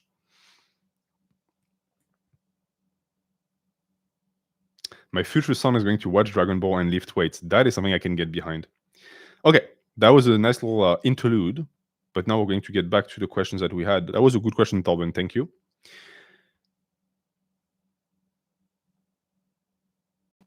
Okay, so we have objectively subjective, who says first thing is just a note to you not to be shared on stream. Okay, so I'm not going to read that. Oh, that's so nice. It's a shame that I can't share with people because it's so cute. Okay, so where is the question? Okay, so I think it's here. I'm a young man who wants to be a strong individual. Love and commitment to one partner seems to change your identity to a great degree. It does. You are voluntarily bound and even share the same name in many cases. That's not an obligation at all. When does your identity's reliance or connection to the other become detrimental to your individuality? So that's a very good question. So I use the analogy and metaphor of the vine. When a vine grows by itself, it grows straight. But if you ever have two vines that grow together, you'll notice that they have a tendency to intertwine. If they start to do that at the very beginning of their growth and anything happens to one or the other, they both die because you cannot separate the two. They're tied at the root. However, if the two vines grow and grow and grow and grow and they only meet at the top, they're only connected at that part. This is a metaphor for relationships. If you start dating someone when you're 15 and you don't know who you are, and you date for 10 years and that disappears, you just lost 10 years because you did not spend that 10 years working on yourself. And that is sometimes a spiritual death sentence. I have known women in my life who started dating when they were 15, stayed with the same guy for 10 years. He's a loser, breaks up with them at 25. They turn around, they're like, wow, I wasted my life. I wasted the 10 most important formative years of my life and I have nothing. And these women never date again, never trust a man again, and they never become whole again. It happens to men sometimes, but it's much less likely. So, based on this, how do we approach relationships knowing that relationships are going to modify our individuality? Well, you come in with a solid individuality. You develop yourself and your partner develops themselves, and you meet not when you're complete, because you're not complete at that time, but when you're someone with a baggage. And then usually what happens when you meet with that person is that you're going to correct each other's weaknesses. Just like the two vines, they might have grown crooked, then they meet and they grow straight. And this is when relationships make a lot of sense. When I met my wife, I was already a well developed man with my own ideas and my own morality and values, but I had a bunch of flaws that she fixed, and I fixed her flaws, which also means that if we go our separate way now, guess what? It's a net positive because we're going to keep growing straight. That's the way you should approach relationships, in my opinion, when it comes to that, because your individuality eventually is not enough. You need someone else to complete it. What are these flaws? How many hours do you have? I'm impulsive, I'm hyper rigid, I pout when I don't get my way, I'm hyper exigent with others to the point that it's not realistic at all, I don't trust people to the point of paranoia. A lot of shit. And I've worked on them a lot because of my wife. If I was by myself, I wouldn't need to do that because I'm by myself. I'm not bothering anyone. I'm just being a shit person. But she's with me. And so oftentimes she's like, hey, you need to fix that because if we want a family together, that cannot continue. And I'm the same way. It's a back and forth. But if you're with someone who's good, they're going to push you upwards. They're going to make you a better person.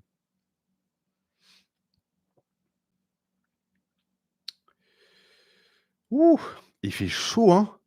Mais c'est un truc de ouf, hein? I'm cooked. Would you sleep with a shotgun under your bed if you lived alone? No, but when I used to live in a trap house, I slept with a baseball bat by my bed. And it was always a fun time to be woken up at 3 or 4 a.m. by knocks on my door, not knowing who was on the other side of the door. I do not miss that house. Jim Milton. Salut NH, est-ce que tu penses que ça existe les meufs qui aiment les trucs de mecs, style les mangas et les jeux, ou est-ce qu'elles font ça pour l'attention, à ton avis? Question is, do you think that women who like boys' interests actually exist? So like women who like anime and manga, women who like sports, women who like video games. Because it's true that there are a lot of women who pretend to like these things to enter into male circles and to get attention. Well, these women exist, but I can tell you that I know a bunch of girls who love anime, and I know a bunch of girls who love video games. The thing is that these women tend to be extremely cautious in sharing that because they know that the second they do it, a bunch of sweaty nerds and otakus are going to jump their bones. So they'll really worry with like about who they share that information with. But yes, they do exist.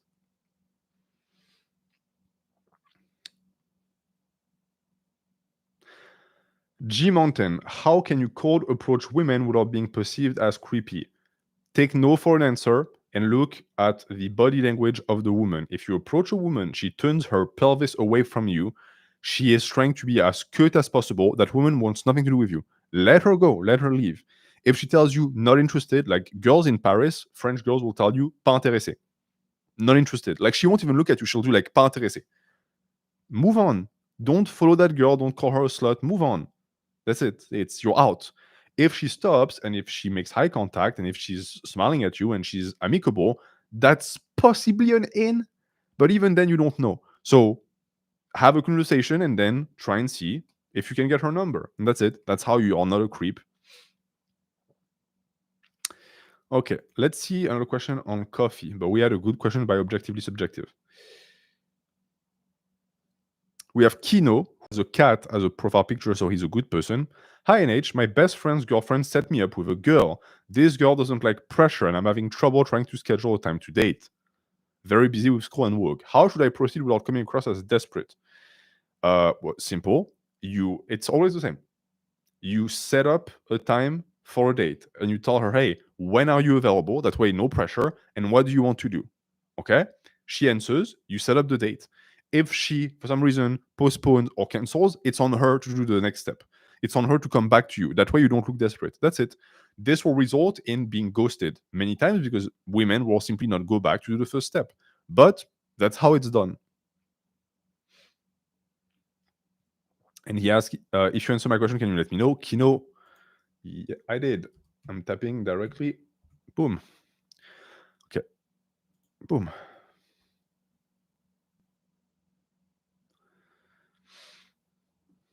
Are looks important to you? Yes. I would be lying if I told you that I'm not paying attention to looks, because for me, there are certain factors that just disqualify you entirely as a woman. So if you're short, you're out. If you're blonde, you're out. If you have no ass, you're out. Yeah, that's like very important to me.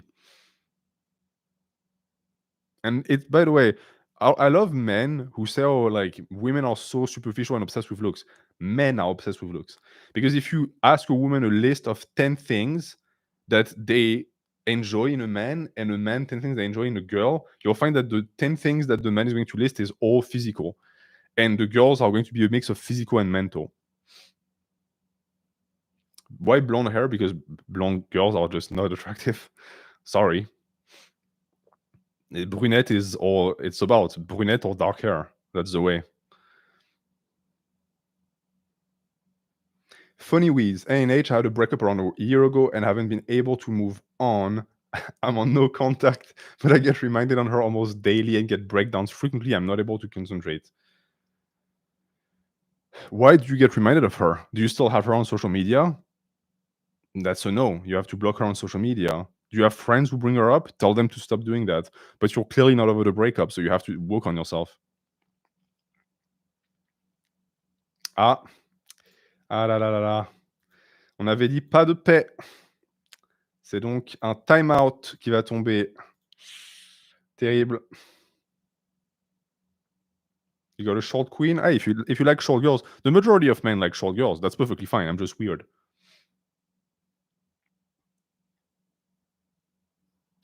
Yeah, so it's stuff like music and couples on a walk. If you get triggered by couples on a walk, you have to work on yourself because that shit is not going to go away. There's a study that it is more likely that you're going to like a girl with the same hair color as you. I don't know if it's true. I don't think that's true. Look at how much black guys like blonde girls. Technically, it's not it's not censorship. You're not banned. I just said don't fart. If you fart, you get a timeout so that you can fart in your corner, but you will be able to come back and speak again once you're done farting. Odin, I grew up in a traditional household, so my lack of experience with women has led me to feel less respected by my family, even though I've been successful in every other part of my life. Well, I mean, is your like how much did your family help in that? What is a traditional household exactly? Is it a patriarchal household? Or you're going to be given limited access to like girls your age because you should play with other boys? In that case, they're also to blame. I had a buddy that got pissed by seeing couples in public. He got a job, started going outside, and it stopped. Yeah. It's resentment. You see people who have something that you want, so it makes you feel bad, but that's a good indication of what you should be working on. So, how does an introverted guy become extroverted without being a tryhard? It's not possible. You cannot modify your personality like this. You can make efforts into being more social, but you will never have a social battery like an extrovert. So, you have to learn how to deal with a short social battery. Are you more demanding of others than yourself? No, the opposite. And I think that's the way you should doing that. You should be doing that. There's nothing more annoying than someone who has these crazy standards for how other people should live their life, and for themselves they have no standards at all. That person is a hypocrite. My standards for myself are here, and then for other people it's here, and the average person is like here. And even that I have to like always bring down, because I understand that, well, just because I think you should live your life that way doesn't mean that you should. I'm not a god. I'm just some guy.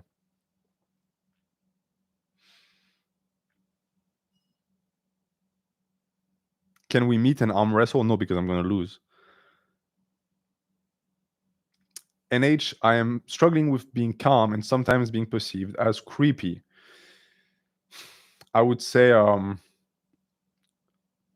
it's because like it's a meme at this point, but it's true.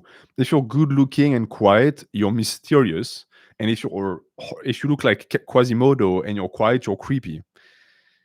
Try to be more outgoing. Try to like give people more eye contact or less eye contact. I don't know. Okay, let's see if you have more questions on coffee. We have Dragon Lee, who asks, "Hey NH, what do you think of guys turning into pretty boys? I think and heard most of them turn gay. I want to be big like Bolo Young." Well, it's not my generation, because my generation was never into that. I think it's the generation that came afterwards, the quote unquote Zoomers. Oftentimes, it's peacocking. I don't believe that these guys are going to somehow turn gay, because what they're doing is specifically for women. It's the theory of the peacock evolution. Peacocks develop their feathers and all of the things that they use to attract women, based on like they get selected based on which partner gets selected by the women. So it's highly heterosexual. It doesn't, just because you're a pretty boy doesn't mean that somehow you're gay. But I wonder how much they will be able to get out of this. I personally would never do that because it takes way too much effort. I'm also against the idea of makeup. Do you think men acting mysterious is bullshit? I've never seen a girl who mess with guys like that, but let me know your thoughts. Depends what you mean by mysterious.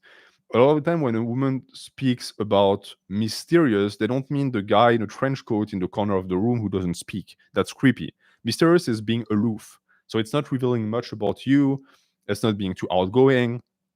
It's doing something like having a conversation with a girl and then saying, okay, well, I have somewhere to go. Bye. And you just leave. And I'm not saying do that. Please do not play these games. I'm just saying some girls are into that. Jarno Carlton, you mentioned earlier 5 things that attract women to men. What would be the reverse for women? Did I do that? Do I have Alzheimer's disease? I mentioned 5 things that attract women to men. Can you rephrase your question? Because it's like really hurting my brain.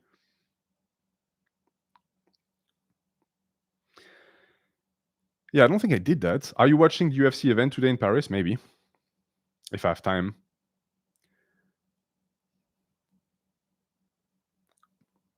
Can offing yourself be an heroic decision if viewed as a revolt against the constraints of life? That's a philosophical question. That will be for the philosophy stream next week.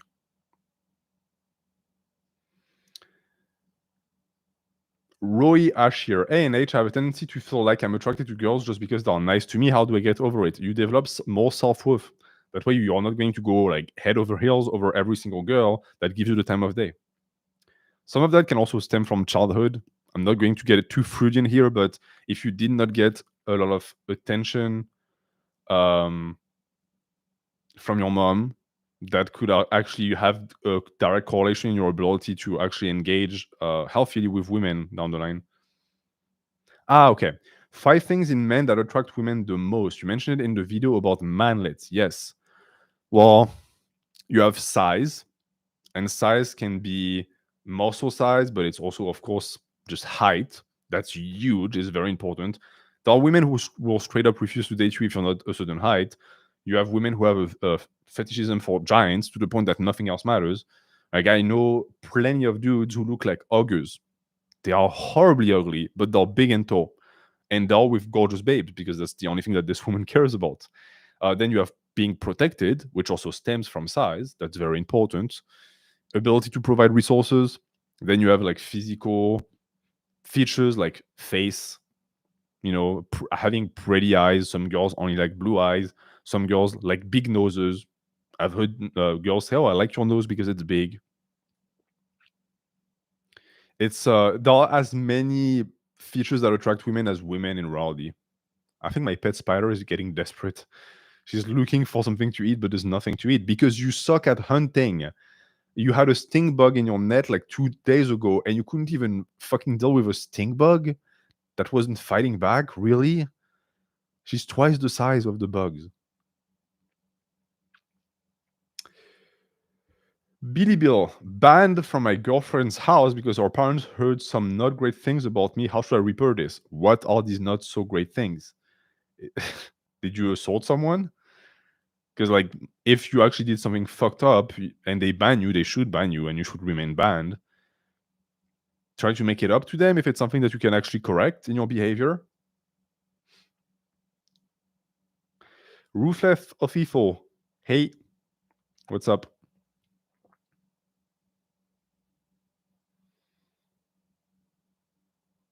What do you think girls like most in guys? It's too complex. It depends on the girl. How did you find a worldview philosophy that you agree with? I read a lot of philosophies, especially philosophies that didn't agree with me naturally, that made me mad. And then I figured out why it made me mad so that I could figure out who I am. And that's how you come up with that shit.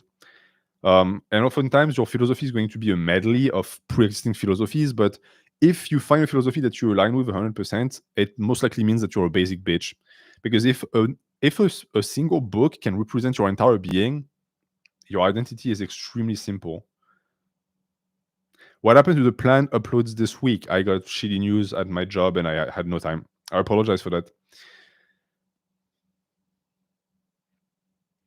Zender Giuffrida, what's your approach to resolving conflict/arguments in a relationship? Communication. You have to get into a headspace where you're not mad at the person and the person is not mad at them, and then you sit down and you talk like adults and you essentially go through your emotions. It's a form of therapy sessions, and it's always the same. The conclusion is always we over exaggerated our reactions and it was caused by something else. It was emotions somewhere else in the day that we took out on the other person. And then you have to have the maturity to apologize for what you did and to move on and to not hold grudges. If you hold grudges in relationships, your relationship is not going to last. Sichero, NH, I'm afraid I will wait forever for the perfect one to appear, but I wouldn't like to just have sex for the sake of it. What do? The perfect one doesn't exist. You don't have to jump on the first girl to have sex to get it over with. I would tell you, if you have kinship and you develop um, a and develop a form of attraction towards a woman, go for it.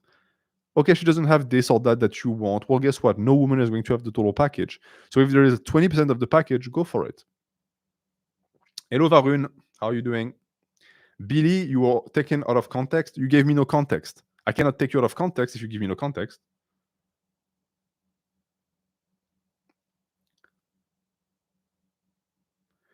User NH. I like me as a man. Would you say the relationship advice you give could apply to me too? Are you saying that you like yourself or that you like dudes? I can try and give advice to my gay bros. I don't know how accurate it's going to be. Oh, you like men? No, not at all. Men are not women. So my advice to allow you to become a better person to get a partner applies regardless across the board. But my advice to attract someone else, if you are into men, no. And you don't even really need advice because you're a dude. You sort of know like what you like and what you stand for. I've personally found that from like the few people that I know who are gay and who are in like committed relationships, they don't struggle as much as we heterosexual folks do when it comes to figuring out the other person because they're on the same page a lot.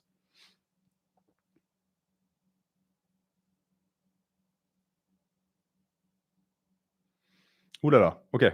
Uh, we are going to put on slow mode because now it's getting spammy. So it's edit, click, okay, customization, and then slow mode. Click and save. I am a technological genius. So let's see. Before slow mode, do we have another question on the coffee? We have the smiley that goes like this, who asks, "Hi NH, I've been with my girlfriend for around 2 years. She occasionally will have violent outbreaks. She doesn't hit me, but screams and insults me. I love her and don't want to leave her. She says she will change, but she hasn't. Any advice on how I can guide her? I'm 17. Leave. You're 17. Don't waste your time with someone like this who insults you and who doesn't hit you. She will. She will start to hit you. If she wanted to change, she would have changed by now.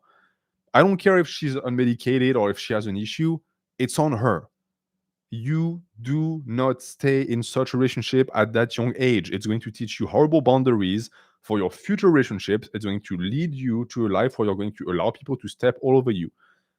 Ditch that person. Whoever is going to end up with that person is going to be for the worse. Don't waste your time. You're too young. If you told me I'm 27 or I'm 35 and I'm been going at it for a while and we have something built, but you're 17. Yeah. It's always, someone points out, I explained in the video about bullying, it always starts with insults before they hit you. Because an insult is an attempt at testing your boundaries. And if they realize that you don't have any boundaries in place, the next time they're going to punch you in the fucking face. It's like something in Friends that is extremely common with bullies, where they will start by like slapping you like this across the face, which is highly humiliating but doesn't hurt. And if you don't react like you should with aggression, they know, oh, that person is a bitch, so I'm going to fuck them up. John Anime. NH, I struggle to make close male friends. I don't feel like it's worthwhile spending time talking to new male friends, though I spend a lot of time talking to certain women, often and old friends. If you don't get anything from male relationships and like masculine interactions, that's fine. You could just be friends with women. That's okay. There's no rule that stipulates that a man has to have a group of bros. Would you be in a group if you are not the leader? Actually, I would always favor a group where I'm not the leader, because I know that I'm the type of person that should not be given power over others because it goes to my head, and I also have sadly a lot of charisma when it comes to manipulating people, and I don't want to hurt others. So I always like to give leadership to others so that I can just follow.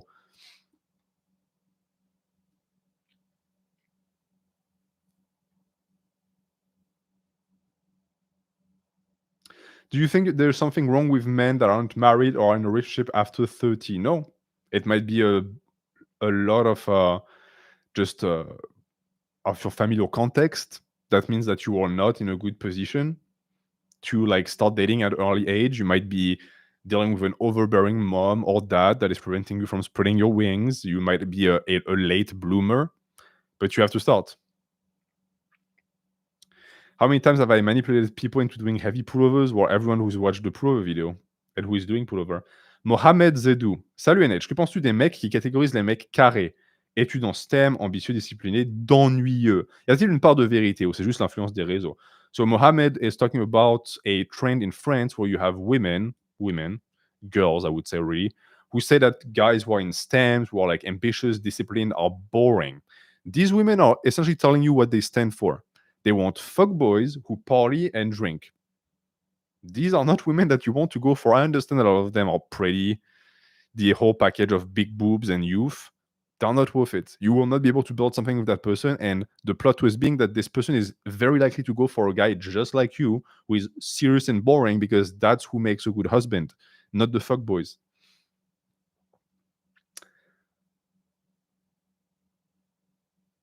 Money grows. NH, how do I know when to stop trying to get a girl? She obviously isn't as interested in me as I am in her, but I don't know if it's a not really or a never. Ah, yes. You're caught in the orbit, my friend. You are dealing with someone who is never going to tell you no, because if she told you no, you will be off the hook. But she wants to keep you on the hook because she likes the attention. Once you realized it, sever the hook and move.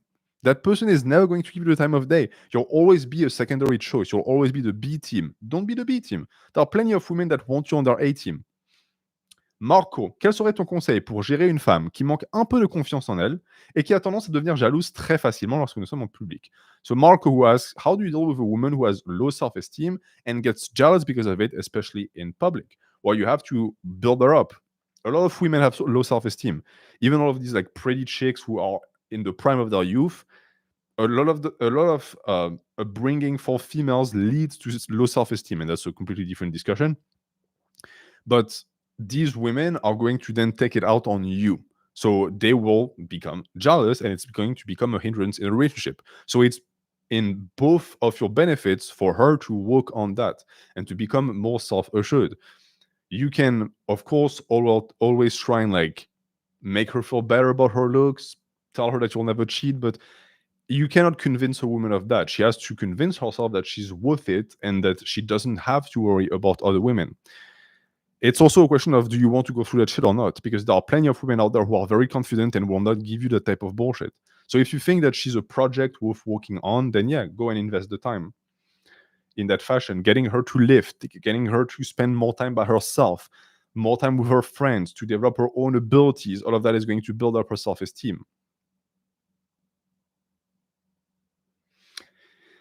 What would you recommend I do to do as work and still keep your individualism? You mean like as a job, like a day-to-day occupation to make money? Pas de problème, Marco. Mais bon, en général, oh man, but I really like her. Yeah, but she doesn't like you, bro. Like, look at it from her perspective. I understand that you really like her, but it's this very mindset that keeps you on the hook. She knows that you like her. This is why she allows herself to treat you like this, because she knows you don't have another option. She's your wantis.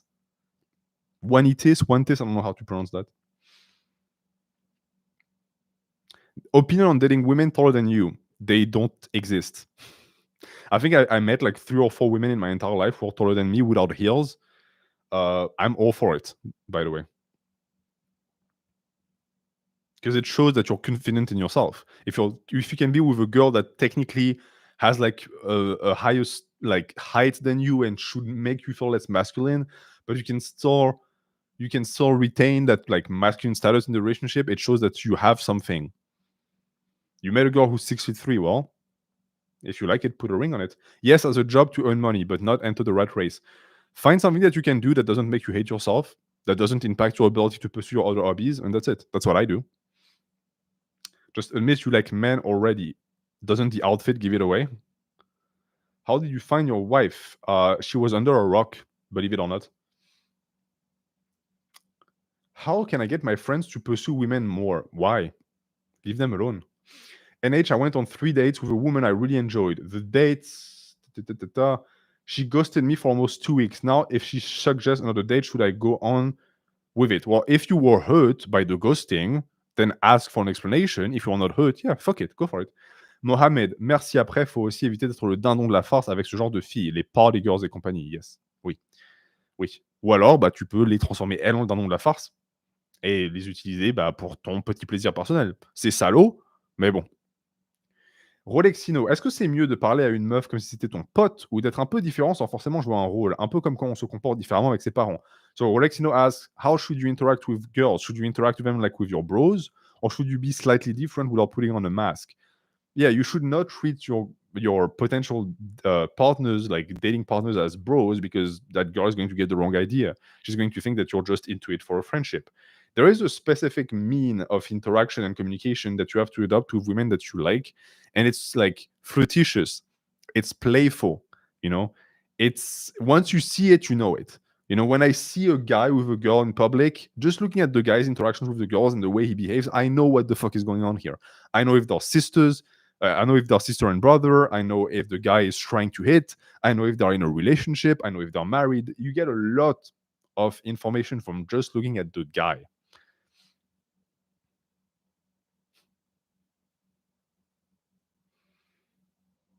Salmo, NH. I think a lot of women in my life have told me that they think I look way younger than I actually am 18. I've heard the word baby face thrown around many times. This hurts my self esteem. What do I do?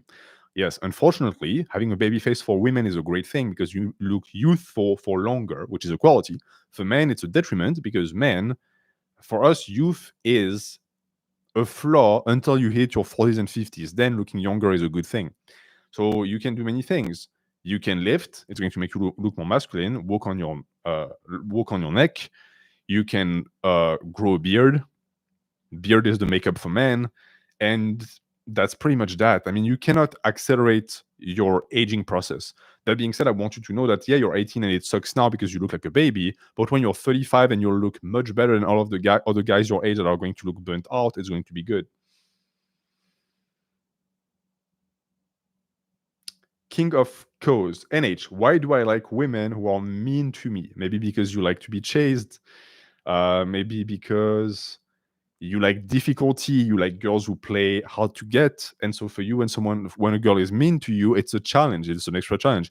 I couldn't tell you the amount of guys that I knew were like this. One of my best friends was like this. It was so comical to see. He would be in relationships with like gorgeous babes who are sweet to him, and he would ghost them and ditch them within 3 months. Then he would be with like total fucking goblins who mistreated him horribly, and he would be head over heels for them. That is toxic.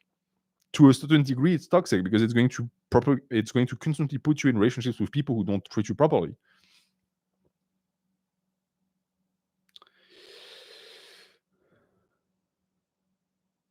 Okay, let's see. Do we have more questions on coffee? Okay, so the person who says that they're getting hit by their girlfriend who is abusive says, "How would I go about breaking up with her? One time I've hinted at it and she went bug fucking nutty." So you know that this person is never going to change because the second you're like, "I'm out," she went insane. She has told me she would kill herself if I broke up. Of course, I feel very stuck and afraid in a way. Much love and thanks for the answer. Of course, you're afraid. She's a psycho. Unfortunately, your first relationship was with a psycho. Talk to your parents about it. Like, talk to your parents about it. Make it serious. Don't present it like as a big joke. Don't downplay it. Say, this person scares me. They've threatened me in the past. They've insulted me in the past. What do I do? You'll get a support like this. If your bros are intelligent and not monkeys who are going to make fun of you for being hit by a girl or hurt by a girl, talk to your bros. You might even want to get the police involved to get a paper trail of her being abusive towards you. That way, if she tries to flip some bullshit on you being the abuser, you're going to be protected. As for the threats that she's making, not your fucking responsibility. I know that you might love that person, but look at the way she treats you, man. C'est pas une grande perte, hein? It's not a big loss. So I would say put all of your ducks in a row and then separate yourself decisively with the support of your family.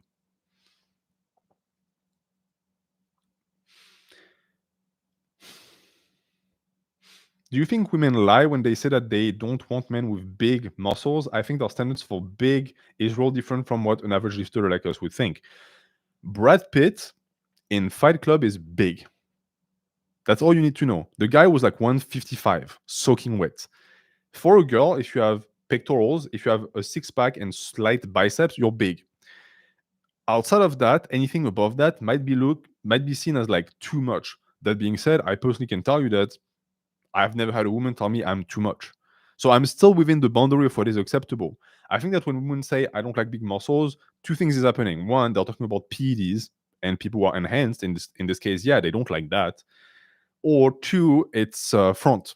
They're saying that because that way they don't look like the other girls. It's a pathetic strategy to try and get guys who do have muscles. I've had that happen to me where like at a party, a girl would like approach me and like her first sentence is, I don't like guys with muscles. And it's like, yeah, but you just approached me to talk to me and I'm the guy with muscles. So you're full of shit and I already know it. A lot of people don't realize how transparent they are. Alexandre Roudot. Est-ce que être trop émotif et trop sensible ne serait pas un gros handicap? Is being too emotional an handicap for a man? Yes, it is. Unfortunately, yes, it is, because a lot of women are going to be turned off by it. A lot of men are going to not treat you properly because of it. You're going to not have as many peers. Do you answer coffee questions after the live? No, I answer them throughout the live. So, for example, we have a question by One Assumption who asks, hey, NH, I'm going on a trip with a friend for a few days. I recently developed feelings for her. Any advice on asking her out? Should I do it at the end of the trip to avoid making it awkward? I've never been in a relationship before. Thanks for the stream. Okay, so first you have to take a good hard look at the relationship. Is it a friendship? Has it been going on for a long time? Is there any indication that she might actually like you? Does she flirt with you? All of that, there should be signs at this point. Also, you're going on a trip with a friend for a few days. Just the two of you? That to me is a dead giveaway that there is something else. Unless you've known each other for 15 years. If a girl goes on a trip, a solo trip, with a boy that she's not known for a long time, most likely it means that she likes him. I'm not saying that it's the case here, but it could be. How do you ask her out? First off, look at how the vacation is going to develop. Do you get touchy with each other? Does she initiate touch with you? Those are signs that she likes you. And then, should you do it at the end of the trip? Well, if you don't end up kissing naturally the first few days, yeah, wait for the last night and make a move. That way you'll know. Tu seras fixé, as we say in French. But from the few lines you gave me, it looks good, man. I'm not saying you have it in the bag, but it looks pretty good.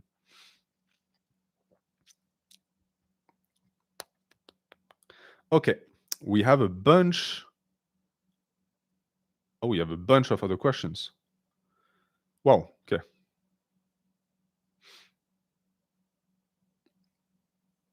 Wow, we have a lot of other questions. Okay, let's get to it.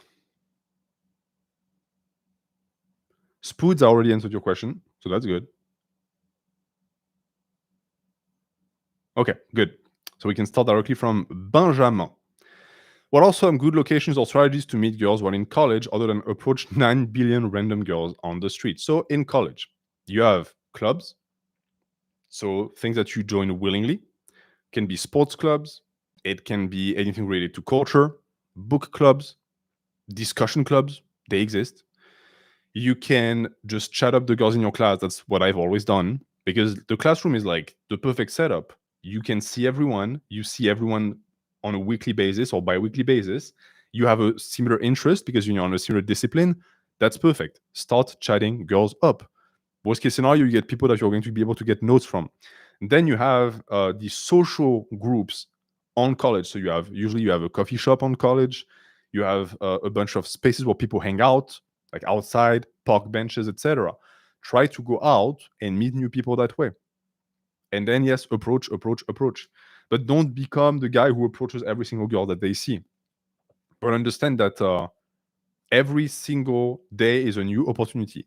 Like, I know that when I was in college, I would approach 3 to 4 girls a month, which is not a lot, but it was pretty natural and seamless. And also make yourself available to be approached. The whole strategy of reading a book at the coffee that you know is going to like get your attention, it works. Okay. Up. Then we have, if I can click, yes.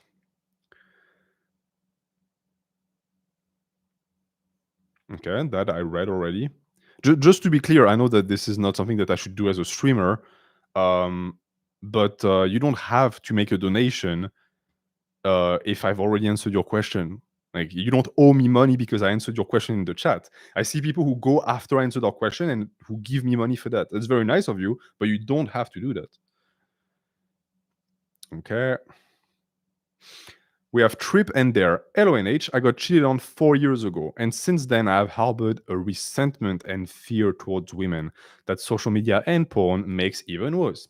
I know the solution is to meet normal women, but these deep-rooted emotions are ruining my social interactions, thoughts. So I'm going to give you some tough love here. You cannot control the fact that that woman cheated on you. What you can control is the way you interact with women afterwards. And the way you've interacted with women is consuming pornography and consuming content on Instagram, most likely, that paints women in a horrible light. So essentially, you have in your own head created an image of women that makes it so that you will never be able to trust one again. It's your fault. One, you're going to stop consuming that type of media. And two, you're going to start rebuilding a healthy relationship in your own head with women. Because guess what? The majority of women are not witches, they're not out to hurt you. They're normal people. Give them a chance to prove that to you, man. Go out, meet real people. Like the virtual space is a lie, it's a false, it's a fantasy, it does not exist. It does not represent reality. If you keep going down that path, you're going to make yourself into an emotional hermit. You will not be able to love someone again. You have to move on, man. I understand that it's tough. I'm not even asking you to forgive the person that cheated on you. That person is a piece of shit. But forgive yourself. You're punishing yourself for them cheating on you. They won. They cheated on you, and now they also get the satisfaction of knowing that they destroyed you.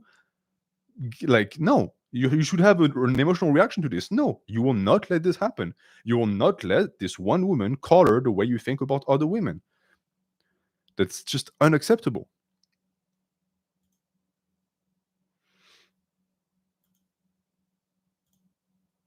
Up.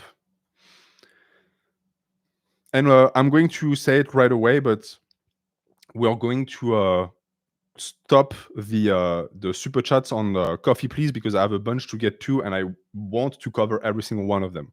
So if you have a question related to dating or relationships or women, wait. That stream is going to happen again eventually.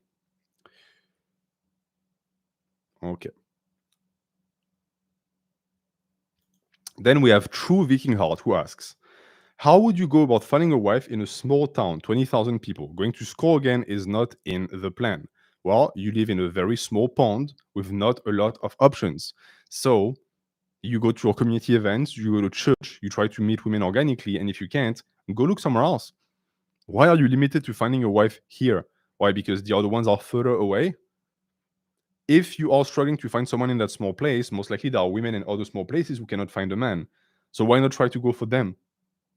Don't limit yourself. If you think I need to find a man within this community, a man or a woman in this case within this community, you're not going to be able to make it because you're limiting yourself. Okay, so that was your question number one. And you asked a second question again. I understand I'm shooting myself in the foot because streamers love money, apparently. They do. But if you have two questions, just send me one in the space that you have, and then send me a private message. You don't have to pay a second time. As time passes, I feel less and less emotion and excitement when I date someone new. I know it's partly because I'm less desperate and more attractive and all, but sometimes I just feel like a stone. Why do you think that is? Any tips for that? You might have made yourself emotionally unavailable because you've ran through too many relationships and it was disappointing to you. And so, in a sense, just like a kid that stops believing in Santa Claus, you have made the world into a less magical place. And you don't allow people and women to charm you anymore because your outlook on life and relationships is that it sucks. So I would tell you, take a break from relationships, spend some time in that small town of yours, go for a hike, and like give yourself some time. If you go from relationship to relationship all the time, of course, none of them is going to feel magical on you because you're like on the factory line and you have women after women that come your way. That's not good. You have to treat every single relationship as something special and unique in your existence. And that way, they're all going to feel special and unique. There are people who wake up every single morning and their cup of coffee is this new magical thing that they rediscover on a daily basis. Then you have people who just chug it down like it doesn't exist. It's the same coffee. They just have a different perspective and interaction with it. Then we have OK Bench Possessor, who says, been single my whole life. How do I stop stressing about having no prospects for wife, family? I'm worrying it's going to it's going to take me years to figure this out, or is there a component to finding a relationship I'm missing? You're 21, bro. Having no prospects for wife, family, you're 21. Most kids your age are doing drugs, getting drunk, and doing nothing with their lives. Why are you so stressed out? There are so many young men who are like caught in this idea that you have to do this by this age. That's nonsense. You might very well find your calling in this life when you're 45. You might start writing a book when you're 70. You might find the love of your life when you're 38. You're 21, man. Take it easy. Take it in strides. Have fun. Get that out of your head. You're going to spend the rest of your youth obsessing over something like this. Again, social media is dominated by 18-year-old entrepreneurs who tell you that if you don't have a Ferrari and like 15 wives by the time you're 25, it's over. Bullshit. Bullshit. It's not true. Life continues. Life is long. Life is not short. You'll have plenty of opportunities. No worries. And that also applies to lifting. You're small at 20. Yeah, that's normal to be small at 20. The freaks and the weird ones are all of the teenagers who look like Ronnie Coleman when they're 17. That's abnormal. Okay. Then we have Hank Hill, who, from what I remember, asked a question last week too. Advice on difficult bouts in relationships. Has there been times when you have had to really put in extra work to keep things together? Absolutely. Relationships are not easy. Not easy at all. It's a lot of work. Marriage is a lot of work. And if it's not a lot of work, I'm not saying it has to be difficult, but there should be some growing pains about it. That's how you know that you're evolving with the person, that you're evolving together. And these rough patches, I always go through them the same way. I look at the relationship and I think, is it worth it or not? And the answer is always yes, because I love my wife. So whatever we go through, even if it's horribly difficult, it's worth it because I'll get to stay with her and she'll get to stay with me. And this is how you have a perspective about problems that is conjointed. It's us against the problem. We'll never each other's problem. That's not true. That's how you enter a completely dysfunctional relationship. Because a relationship is also a partnership. And you realize that once you have a competent partner, life becomes really easy. So for me, I would always say, if you think, hey, I don't want this difficulty, it's not worth it, you have to really take a good hard look at your relationship, because maybe it's the relationship that's not worth it. You know, sometimes you hear women say, oh, you should have fought for me. A man would fight for a woman that is worth it and that they love. If a man decides to stop fighting, it's because he realizes that the woman is not worth it. So that's a good question. We have Chris Tang, Delray Misfits, who asked, should a virgin man at a certain age contract the services of an escort to get past their virginity and get some experience, to get over the mental blocks and make up for the deficit, or is this a recipe for disaster? I have one man in my life who is a very close friend of mine, who is like an elder, who did this, where he was a virgin until the age of 22 and he got an escort. And he told me when I was a young man that this was the biggest regret of his life, because it completely colored the rest of his relationships with women. Because your first intimate relationship is with someone that you paid. You think it's going to do your self-worth any good? I don't think so. All of the times I see these men caught in a cycle of consuming escorts, because that's the only way they know how to get attention and affection from women. So congratulations, you just got yourself a brand new addiction to prostitutes. Yay. Never do that.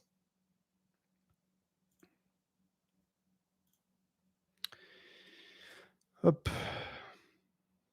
And then we have a question by Dob. Do you think a couple that broke up to work on themselves can come back after 6 months or more months to try again? Yes. And I would actually say that a lot of the time, dysfunctional couples where both parties need to work on themselves should break up. That's the Vine analogy that I shared earlier in the video. If you're watching this in the restream, they should break up, fix their shit, then come back together. Because guess what? Dysfunctional personality types tend to feed one another. They tend to feed off of each other's bullshit. I've known people who had completely broken psyches, who are with someone with a broken psyche, and 5 years later, they still are horribly broken because they stayed together, because they became dependent on one another, but that dependence also meant that they never had to fix themselves. Because the company that you get allows you to just forget about your own bullshit. Don't run away from your bullshit. Face it. And that takes solitude a lot of the time. That's a very good question. Lots of very good questions today. So that was from Darb. Then we have Mortensen, a name that I like, a British name. Hey NH, you've touched on it a little earlier in the video, but what are your thoughts on the whole lookism and black pill thing? So the entire thing about that and the entire issue with the black pill is that the black pill claims to be realistic, but they're not. What they don't quite understand is that to be realistic is to be able to understand reality in an objective fashion. When you start to say it's over, just give up, bro, that's subjective, it's emotional. So you have an emotional interpretation of reality. This is how I approach something like lookism. Do looks matter? Absolutely, they do. People who are good looking have a much easier time in life and on the dating market. Absolutely. Once you realize that, what do you do with this information? If you're not good looking, well, you're going to try and work on yourself. Or you're going to try and find other areas because if you're a man, you're very lucky. Looks is just one of the factors that gets you a woman. All of this relies on your ability to stay optimistic and not become completely passive. Passivity is the name of the game for the black pill. And this is the reason why they consume that content, because it justifies their passivity. Oh, I'm not popular with girls, it's because of this, so I might just give up. No, never give up. Absolutely never give up. Anyone who gives up is not worth your time.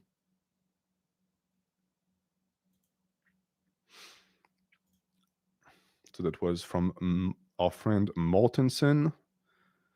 And then we have Spoods again, who says, thank you for the answer. And yes, exactly. I hate it when the girl becomes clingy and constantly pesters me for attention. I dislike the feeling of being a type of father figure to the girl. It feels weird. Also, the person being boring as fuck doesn't help. Yeah. It's perfectly fine as a man to want a woman that is confident, who is self-possessed, has her own shit going on. I'm someone who's extremely independent. I'm like a cat. I need to be left alone most of the time. If I was with someone who clings to me all the time and has nothing going on in her life besides me, I could never love that person, because something in you would say, hey, you really have nothing else going on? Like, I'm your whole world? That's pathetic and boring. I don't want you. And I know it's not the norm. I know that some men love being the center of their wife's universe, but I don't want that, because I also think it's not healthy. What if something happens to me? What if we have to break up? Then what? You're going to be broken down? No. I want you to strive past my existence. If I have to die tomorrow, I want my wife to have a good life. That's the way I approach relationships. And if she wouldn't be able to, then she wouldn't be my wife. I want someone who is as driven as I am. And by the way, these women absolutely do exist. So that was Spoods. Then we have Nathaniel Reynolds, who was also on the stream last time. Dear NH, I am trying to be a good big brother, but the moment we clash on a small scale, my mom always brings it to a close and doesn't get conflicts is needed.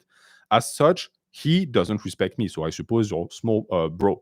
Should I just wait until I'm to fix it so she isn't involved in that? So here we have a typical example of a woman interjecting herself within a perfectly healthy male interaction. That happens all the time. You see that with moms when like boys are being boisterous and they fight, who say, hey, don't fight, don't fight. Why? She's projecting the way she feels. It just for the example, because it's so fresh and it made me laugh. I was recently watching the Netflix documentary about McMahon, about wrestling, with my wife. And there is a scene where a journalist for the New York Times, who looks like a journalist for the New York Times, small neck, scrawny, complete like un script, un scribe, as we say in French. That guy goes up to wrestlers and he's like, is wrestling fake? I think it's fake. Essentially, he's like antagonizing the shit out of them. That guy was not raised by a solid father figure. I could tell immediately. Then what happened is that that guy went up to a wrestler who didn't take his shit and slapped him. He slapped him across the face. And the guy got slapped and he stood back up and he didn't put up his guard or anything. He was just like bewildered, which again, another sign that you didn't grow up with brothers or men, because if you did, you would fight back. Then he gets slapped again. And my wife was like, well, that's horrible. I was like, no, it's not. That's how men interact with men. You come up to a guy who is 100 pounds heavier than you and you talk shit and you think you're going to be able to get away with it? Yeah, if you're a woman, but not if you're a dude. He should have expected that. And the fact that he didn't shows that he needed to do some growing up. Same here. What your mom is doing to your small bro is not helping, because he's going to go through life thinking he's going to be protected by the female grace, but he's a boy. So one day he's going to talk shit to someone who is stronger and bigger, and he's going to be smacked, and mommy won't be there to save him. So unfortunately, she's your mom, so she has the upper hand. She gets to pull that bullshit, but it's not doing him any favor. And if you can get these interactions where you like sort of reel your bro in and you're like, hey, this is how male hierarchies work, then try when she's not around. Of course, don't get violent with the kid, but just like make him understand, hey, this is how it functions with men, right? Mom is a different story. Mom is like the safe haven, but she won't be there forever. You really don't want him to turn into that journalist from the New York Times who went on to sue and won. What a world we live in. Good question, though. So that was by Nathaniel. Then we have Salmo. Hi, NH. A lot of women in my life. Okay, I already answered that. Again, if I answer your question, you don't have to pay me. That's very nice still, but we have a question by my mom watches NH. Does she actually? NH, I recently graduated college and moved to a new area for work. I have never had a real relationship and I have no friends in this area. It is also barren with few attractions to meet people. Okay. What would you recommend? Alternatively, what would be a good first date idea? So, you are in what I call the male black void for female interactions. You just graduated, first job, and there is nothing going on in your town. So very few opportunities to meet a woman. Honestly, you're shit out of luck, because your ability to meet a mate is directly determined by the amount of women that you come across. You know, if you want a very easy time meeting women, you move to a place with a lot of women. It should be obvious, but you can't do that here. So you're going to have to seek them out. You're going to have to go out of your way to find places where the women where you live congregate. That's it. If you don't do that, you won't get relationships. And as far as a good idea for a first date, personally, I have a list of things not to do on a first date. One, don't go to the restaurant, because you're going to be focused on the food and not talking. Don't go watch a movie. That's for later. The best first date is not a hike. A hike is too long. It's a walk. Find a nice, cute neighborhood and go take a walk with the woman. That is the perfect first date. It's low stake, doesn't cost you any money. If she feels uncomfortable, she can bounce at any time. Very important. Never have a first date with a woman in a place where she cannot escape, like your apartment, for example. Any woman with a good head on her shoulders would tell you no. So that's a good first date. Then a good second first date can be a restaurant, third, a movie, and then four, you invite her home, and then you know the rest. We're not doing the birds and the bees here. Up. How is everyone doing, by the way? We have only 20 minutes left on the stream. It flies by every single time. We have the Overgiver who says, what are your thoughts of using an anime waifu as motivation for self-improvement? I know it sounds delusional. It does. It does. But looking at my ideal woman, who is Enge Zoe from Attack on Titan. Okay, so you like women who are unhinged and potentially autistic. Good to know. It's one of the few things that motivate me to push myself. So I would say that you are engaging in potentially dangerous behavior. Because I don't know many men who have anime pillows or waifus who are well socialized young men who are doing good in society, especially when you look at the type of waifus that they have. Look at the type of woman that you selected. Your ideal woman is a person who is obsessed with Titans to the point that it's almost sexual fetishism. I think you should focus on that. Focus on that, and then go out and meet real women. And don't buy an anime pillow, please. I know it's mean, and some people will say, well, that person paid to hear this. I'm not going to bullshit you, even if you make a donation. I have to help you. I'm not going to feed into your delusion, right? I love anime as much as the next guy, but there are a lot of dudes in the anime world that are just not doing well. You know what you should do instead? You should look. Like, we're going to flip it on its head. Instead of obsessing over a random female character, how about you find a male character that you want to model your character after? A male power fantasy. That makes a lot more sense. I think that would be much healthier. So even that doesn't work in your situation, because like I was going to say, what type of man would Enge go for? But I don't think that the answer is the type of guy that you want to become for. You want to become. So it's time to do some introspection.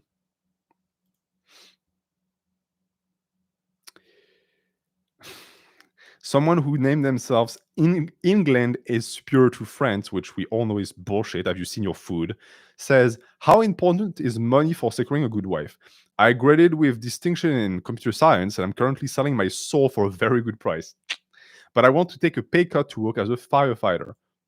You want to take a pay cut to work as a firefighter? Dude, firefighters is one of the profession that is the most popular with women. The money that you make is completely irrelevant in the situation. You will be more popular with girls. And then, like, how important is resources? Well, I personally was broke as fuck when I first met my wife. I think it's a lot about potential earnings. A lot of women will bank on a guy as a project and then go on to stay with the guy because eventually that person is going to get enough money to support them. That's for the women who don't want to support themselves. A lot of girls honestly don't care.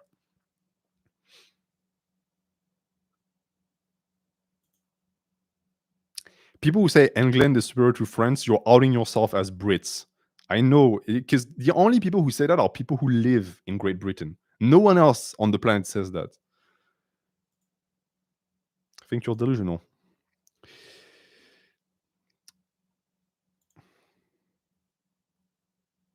Okay, I think I already answered this one, so we're good.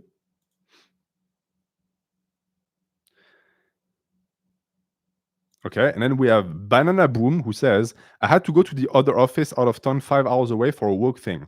I met a girl there and had a casual date with her during lunch. Should I pursue something further with her even though I live further away? I hired her on LinkedIn. So you're 5 hours away. So it's a long distance relationship. Unless this person is like meeting every single of your criteria and she's like your soulmate, then no.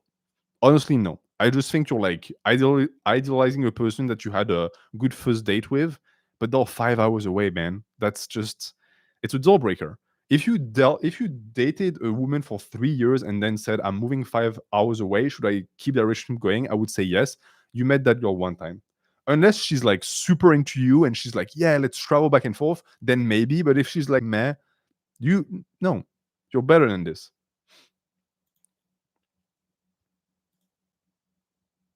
Again, men have a tendency to idealize women that give them the time of day. This is low self esteem.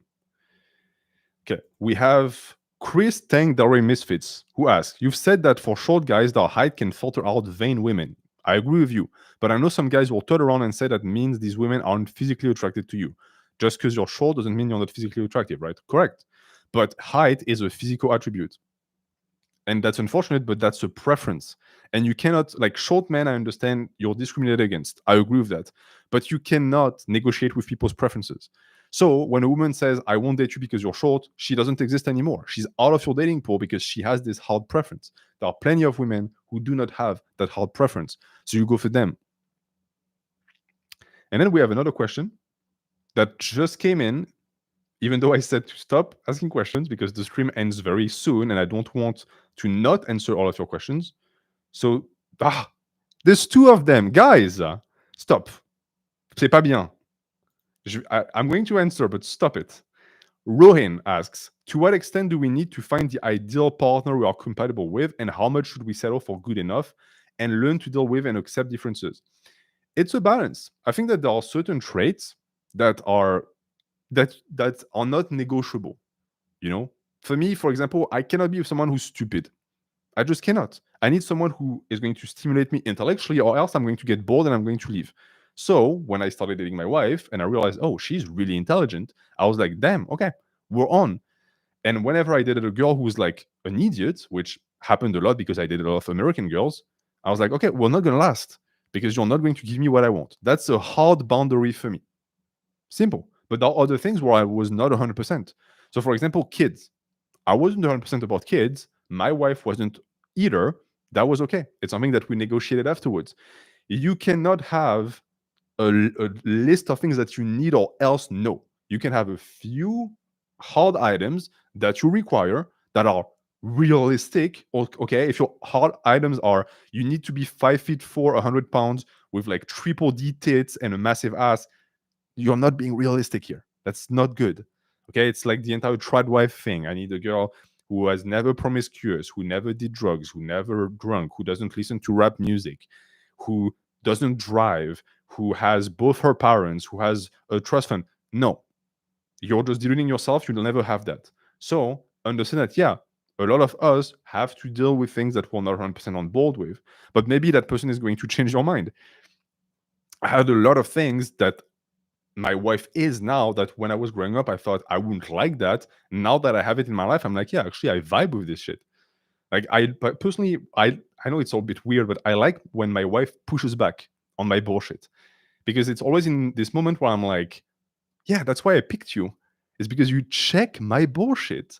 Even though you'd think, oh, I want someone who treats me like a king and says that I'm always right. Yeah, my ego wants that. But as a man, should I want that? No. Because if I had a woman like this, and it's very easy to find women like this who will like look at you like you're God, you are going to turn into a terrible person because you will never get challenged. As a man, you should seek some challenge. And women who can challenge you are not that rare. A lot of them actually love doing that shit. Okay, we have the last question from the coffee, and then I'm just going to read from the chat. Hi, NH. I have known a girl at a club for a few weeks where people with mental health difficulties volunteer, and as we work together, she would always initiate a conversation with me. How do I make her laugh and maintain a conversation with her when I'm on the spectrum? Well, first and foremost, she is initiating conversations with you. So she is interested in you, one way or the other. How do you make her laugh? Say things that you think are funny.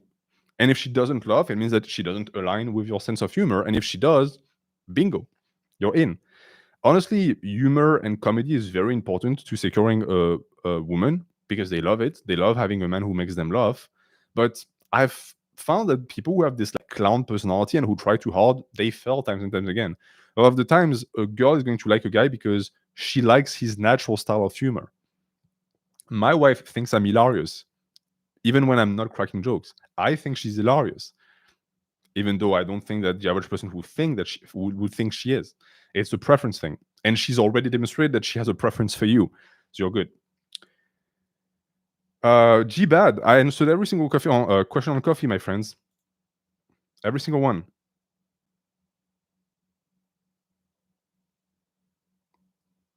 Yeah. No. What is your name? I see. I've checked every single question.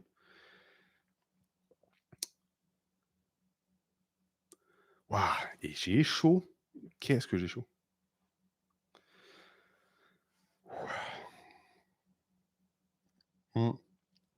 I'm not eating because I didn't have time. That's it. There were too many questions, and I was in like go mode, and I will pay for it later because I know I'm going to be very hungry. But tonight I'm making trout and fried rice. What to do about fear of getting cheated on without ever knowing? You just answer your own question. You cannot know, so that fear is useless.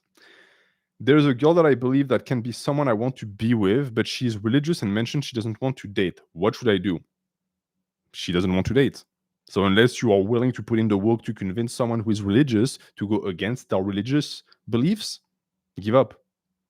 Throwaway account. NH, how to cope with boyfriend porn addiction. I suppose you're a girl. You could also be a boy. You have to have a talk with that person and tell them, hey, this addiction hurts you and it hurts me. It hurts a relationship. You have to fix it. You have to do something about it. And if they won't, consider leaving.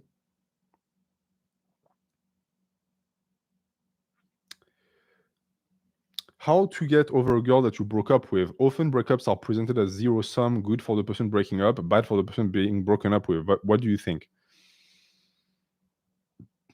Well, you broke up with her. So you decided to get rid of her, but you're not over her. It means that there are conflicted sentiments and feelings here.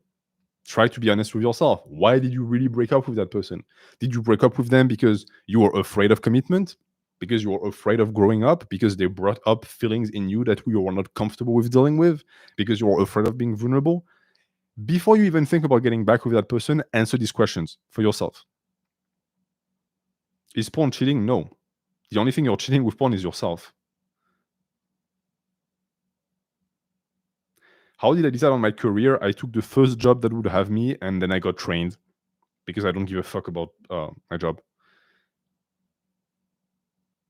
Do you think it's possible to be friends with a girl I had a crush on in the past? Depends. Is your crush still there? Are you over the crush? Did she know you used to have a crush? That could be a problem. Good job, Nathaniel. You lost 50 pounds. Nice. Hey, and age, when it comes to congratulating someone or being happy for someone and such, I find it hard to find the emotion to be generally supportive of them. How can I be happy for others? You might be someone who is naturally very envious or jealous, and so you have a tough time with that. That is an area of your character you can work on to try and really feel happiness for others when they're doing good in life. Just for yourself, in truth, because jealousy is really one of the worst sins because it makes your life miserable because you're constantly comparing your own achievements with others, and guess what, there will always be someone better than you. So try and practice true happiness. Try and like really show that you care for people in that way. It's going to take work because you're not naturally like this, but it can be done.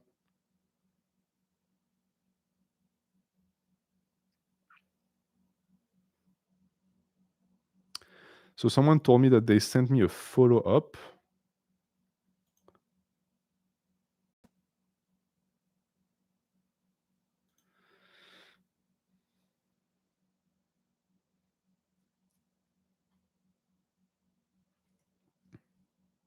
Yes, that's not a follow up.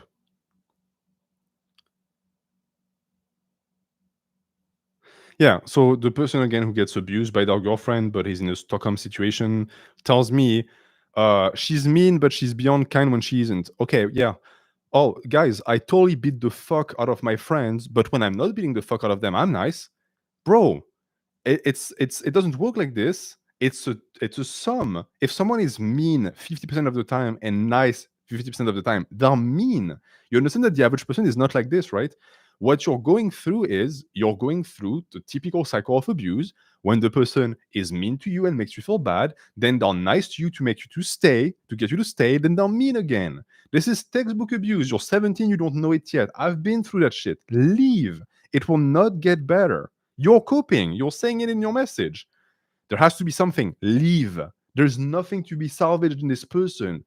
She is a human bag with garbage in it. Run away. And she has recognized that what she does is abusive, but doesn't change. My friend, she went out of her way to say, yeah, I know I'm fucking you up. I'll keep doing it.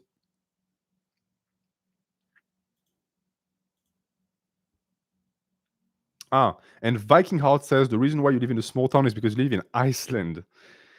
Iceland, which by the way has an app that allows you to know if someone is related to you to make sure you don't fuck your cousin. So yes, you have a big problem with that.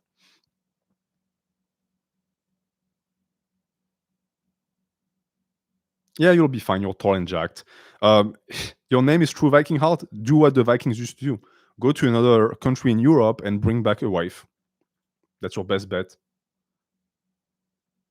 Okay, so JD says, hello NH, I'm an Indian man in his early 20s and I see a lot of hate towards my brothers by women from my own race and others around me. Do you think I have a shot dating on campus or just wait for my parents to arrange a marriage? Remember at the start of the stream when I told you that race plays a massive role and that most Asian men are perceived as less masculine by women? If you're an Indian man, you're essentially at the bottom of the totem. I know it sucks to hear, but this is a reality that I've seen with my own two eyes. Indian dudes are not favored on the dating market in the West at all because white women don't like them. Indian women prefer to go for white guys. It really fucking sucks. That being said, I know a bunch of Indian dudes who are gorgeous. I really think that there are a lot of Indian men who are really good looking, but for the average Indian guy, it's not easy at all. I'm not saying give up, but you might have to go down the path of like career, making it big, and attracting a woman that way. Maybe also tapping into your culture, getting an arranged marriage. I'm not saying do it. I'm just saying that you are going to have a very tough time competing on the dating market in the West. Just being real.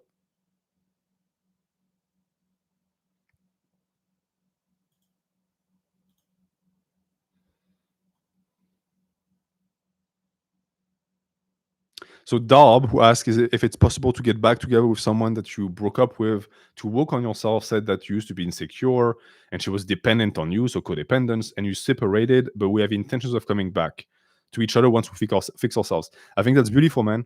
The fact that you have this like pact of getting back together once you're done with your bullshit is great. And I hope it happens for you.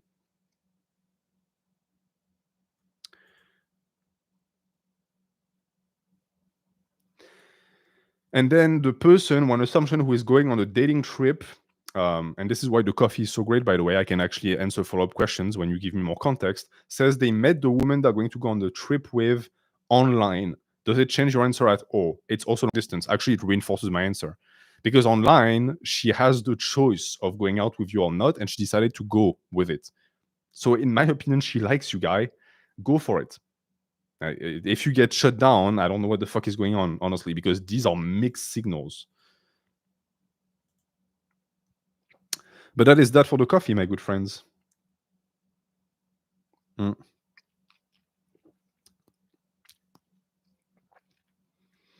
It's crazy that it's been 3 hours. How are Middle Eastern men perceived in the dating market? From my experience, they tend to do really well because they tend to be perceived as more masculine. They tend to have more conservative personalities, very masculine personalities oftentimes, but they also have a very sweet side. I know a lot of Middle Eastern men who are doing really well. Yeah, right. Like these 3 hours feel like half an hour. Like I feel like we just started. Circe, I sent a coffee message a minute ago. I told you to stop. The stream is supposed to end in 5 minutes. If I don't read your message, it's going to be on you. Okay. So you should be. But attends, Circe. Well, first, we have this Deco who asks, I've been told from a very young age that I'm very attractive, but I never developed any skills with women, most likely because you're all told you're very attractive. I just moved into a big city and make a good living and rent a nice place, so I think I should meet someone soon, but I'm quite introverted and not sure where to start. So essentially, because of your good looks, your growth as a man has been stunted because you were told you never had to actually try. Now you have to try, and you're old, quote unquote old, to start social interactions with women. So put yourself out there. Guarantee you that you will still get some attention and some action because you're good looking, very attractive. But I don't think you're going to get healthy long term relationships. You might have to cycle through a bunch of bullshit relationships to get your footing, but do it. Don't fall afraid. At least you're going to get some action. Some guys don't even get that. Your voice is lagging. Yeah, it's starting to go. Can you tell?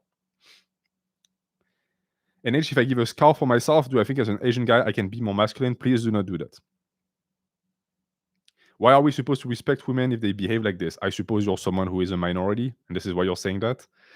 People have preferences, dude, and most of the times their preferences are not even from within themselves. They just have the preferences of the group. You can't really blame women for that. Men are the same. It's just that it's of course easier to blame women because women are the ones who turn down men and not vice versa. So a lot of women from these ethnic groups like Indian girls do not face that issue at all because they have a very easy time on the dating market because the dating market is women centric. It's women oriented. They're the ones who decide who they pick. Do you think that if women feel that their position in a relationship is secure, she doesn't talk seriously about breaking up? If you have a woman or even a man who constantly blackmails you with breaking up or divorce, that person is not healthy. They're toxic. How are black men receiving the dating market? Yay, let's talk about all of these topics that are going to get me canceled. Very masculine and sometimes to a detriment because you have women who are going to be afraid of dating black guys because they believe in the stereotype that it also comes with a heightened appetence for violence. It's we have the strengths of our weaknesses, I guess. Asian dudes are perceived as more feminine, but also more sensitive and less dangerous because of that. Mm. Slavic men perceived in the dating market stoic, very masculine, macho. So a lot of girls who are like into that are going to go for that.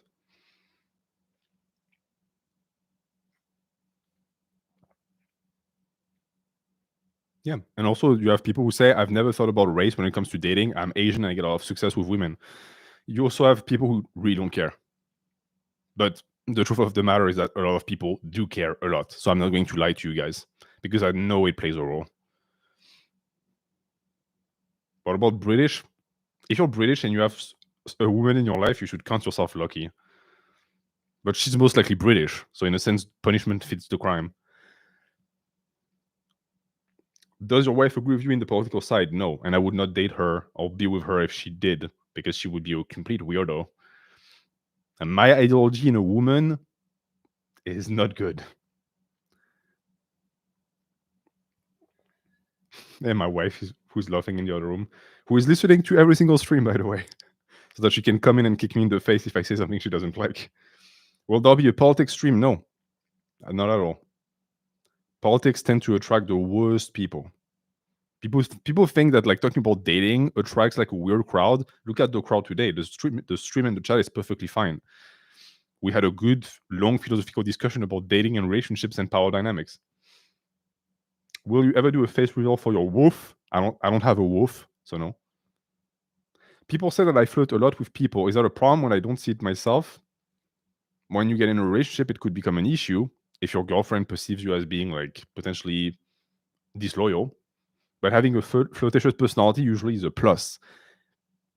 It means that you're very outgoing and people like you.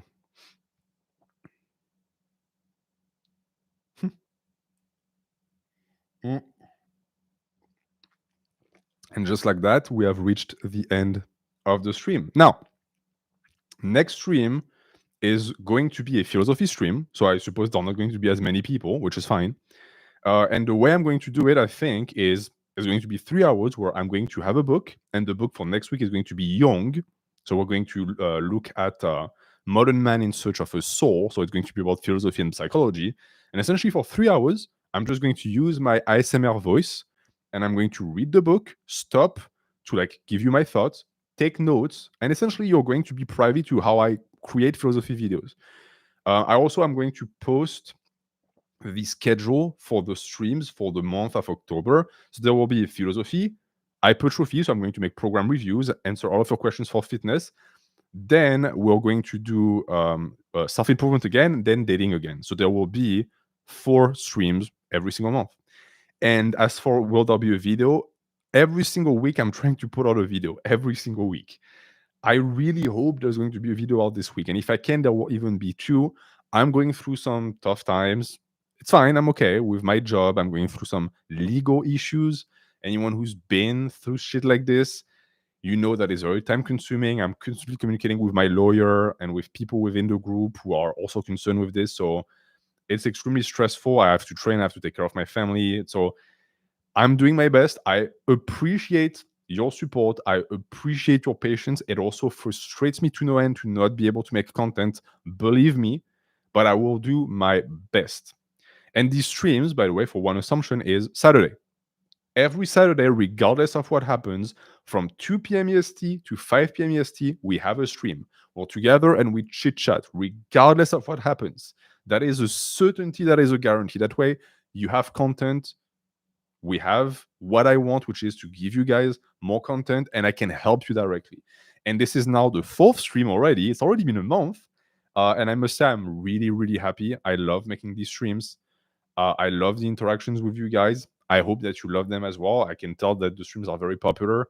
So I can only thank you for all of your support. Thank you for all of the donations on coffee. Thank you for the people who are still pledging, even though I'm not as effective as I would like to be. I really, really appreciate you. And that is going to be that. Donc, je vous souhaite à tous une très bonne fin de journée. Je vous fais des bisous. Mouah. And yeah, if you missed the start of the stream, it will all be available the second the stream ends. À bientôt.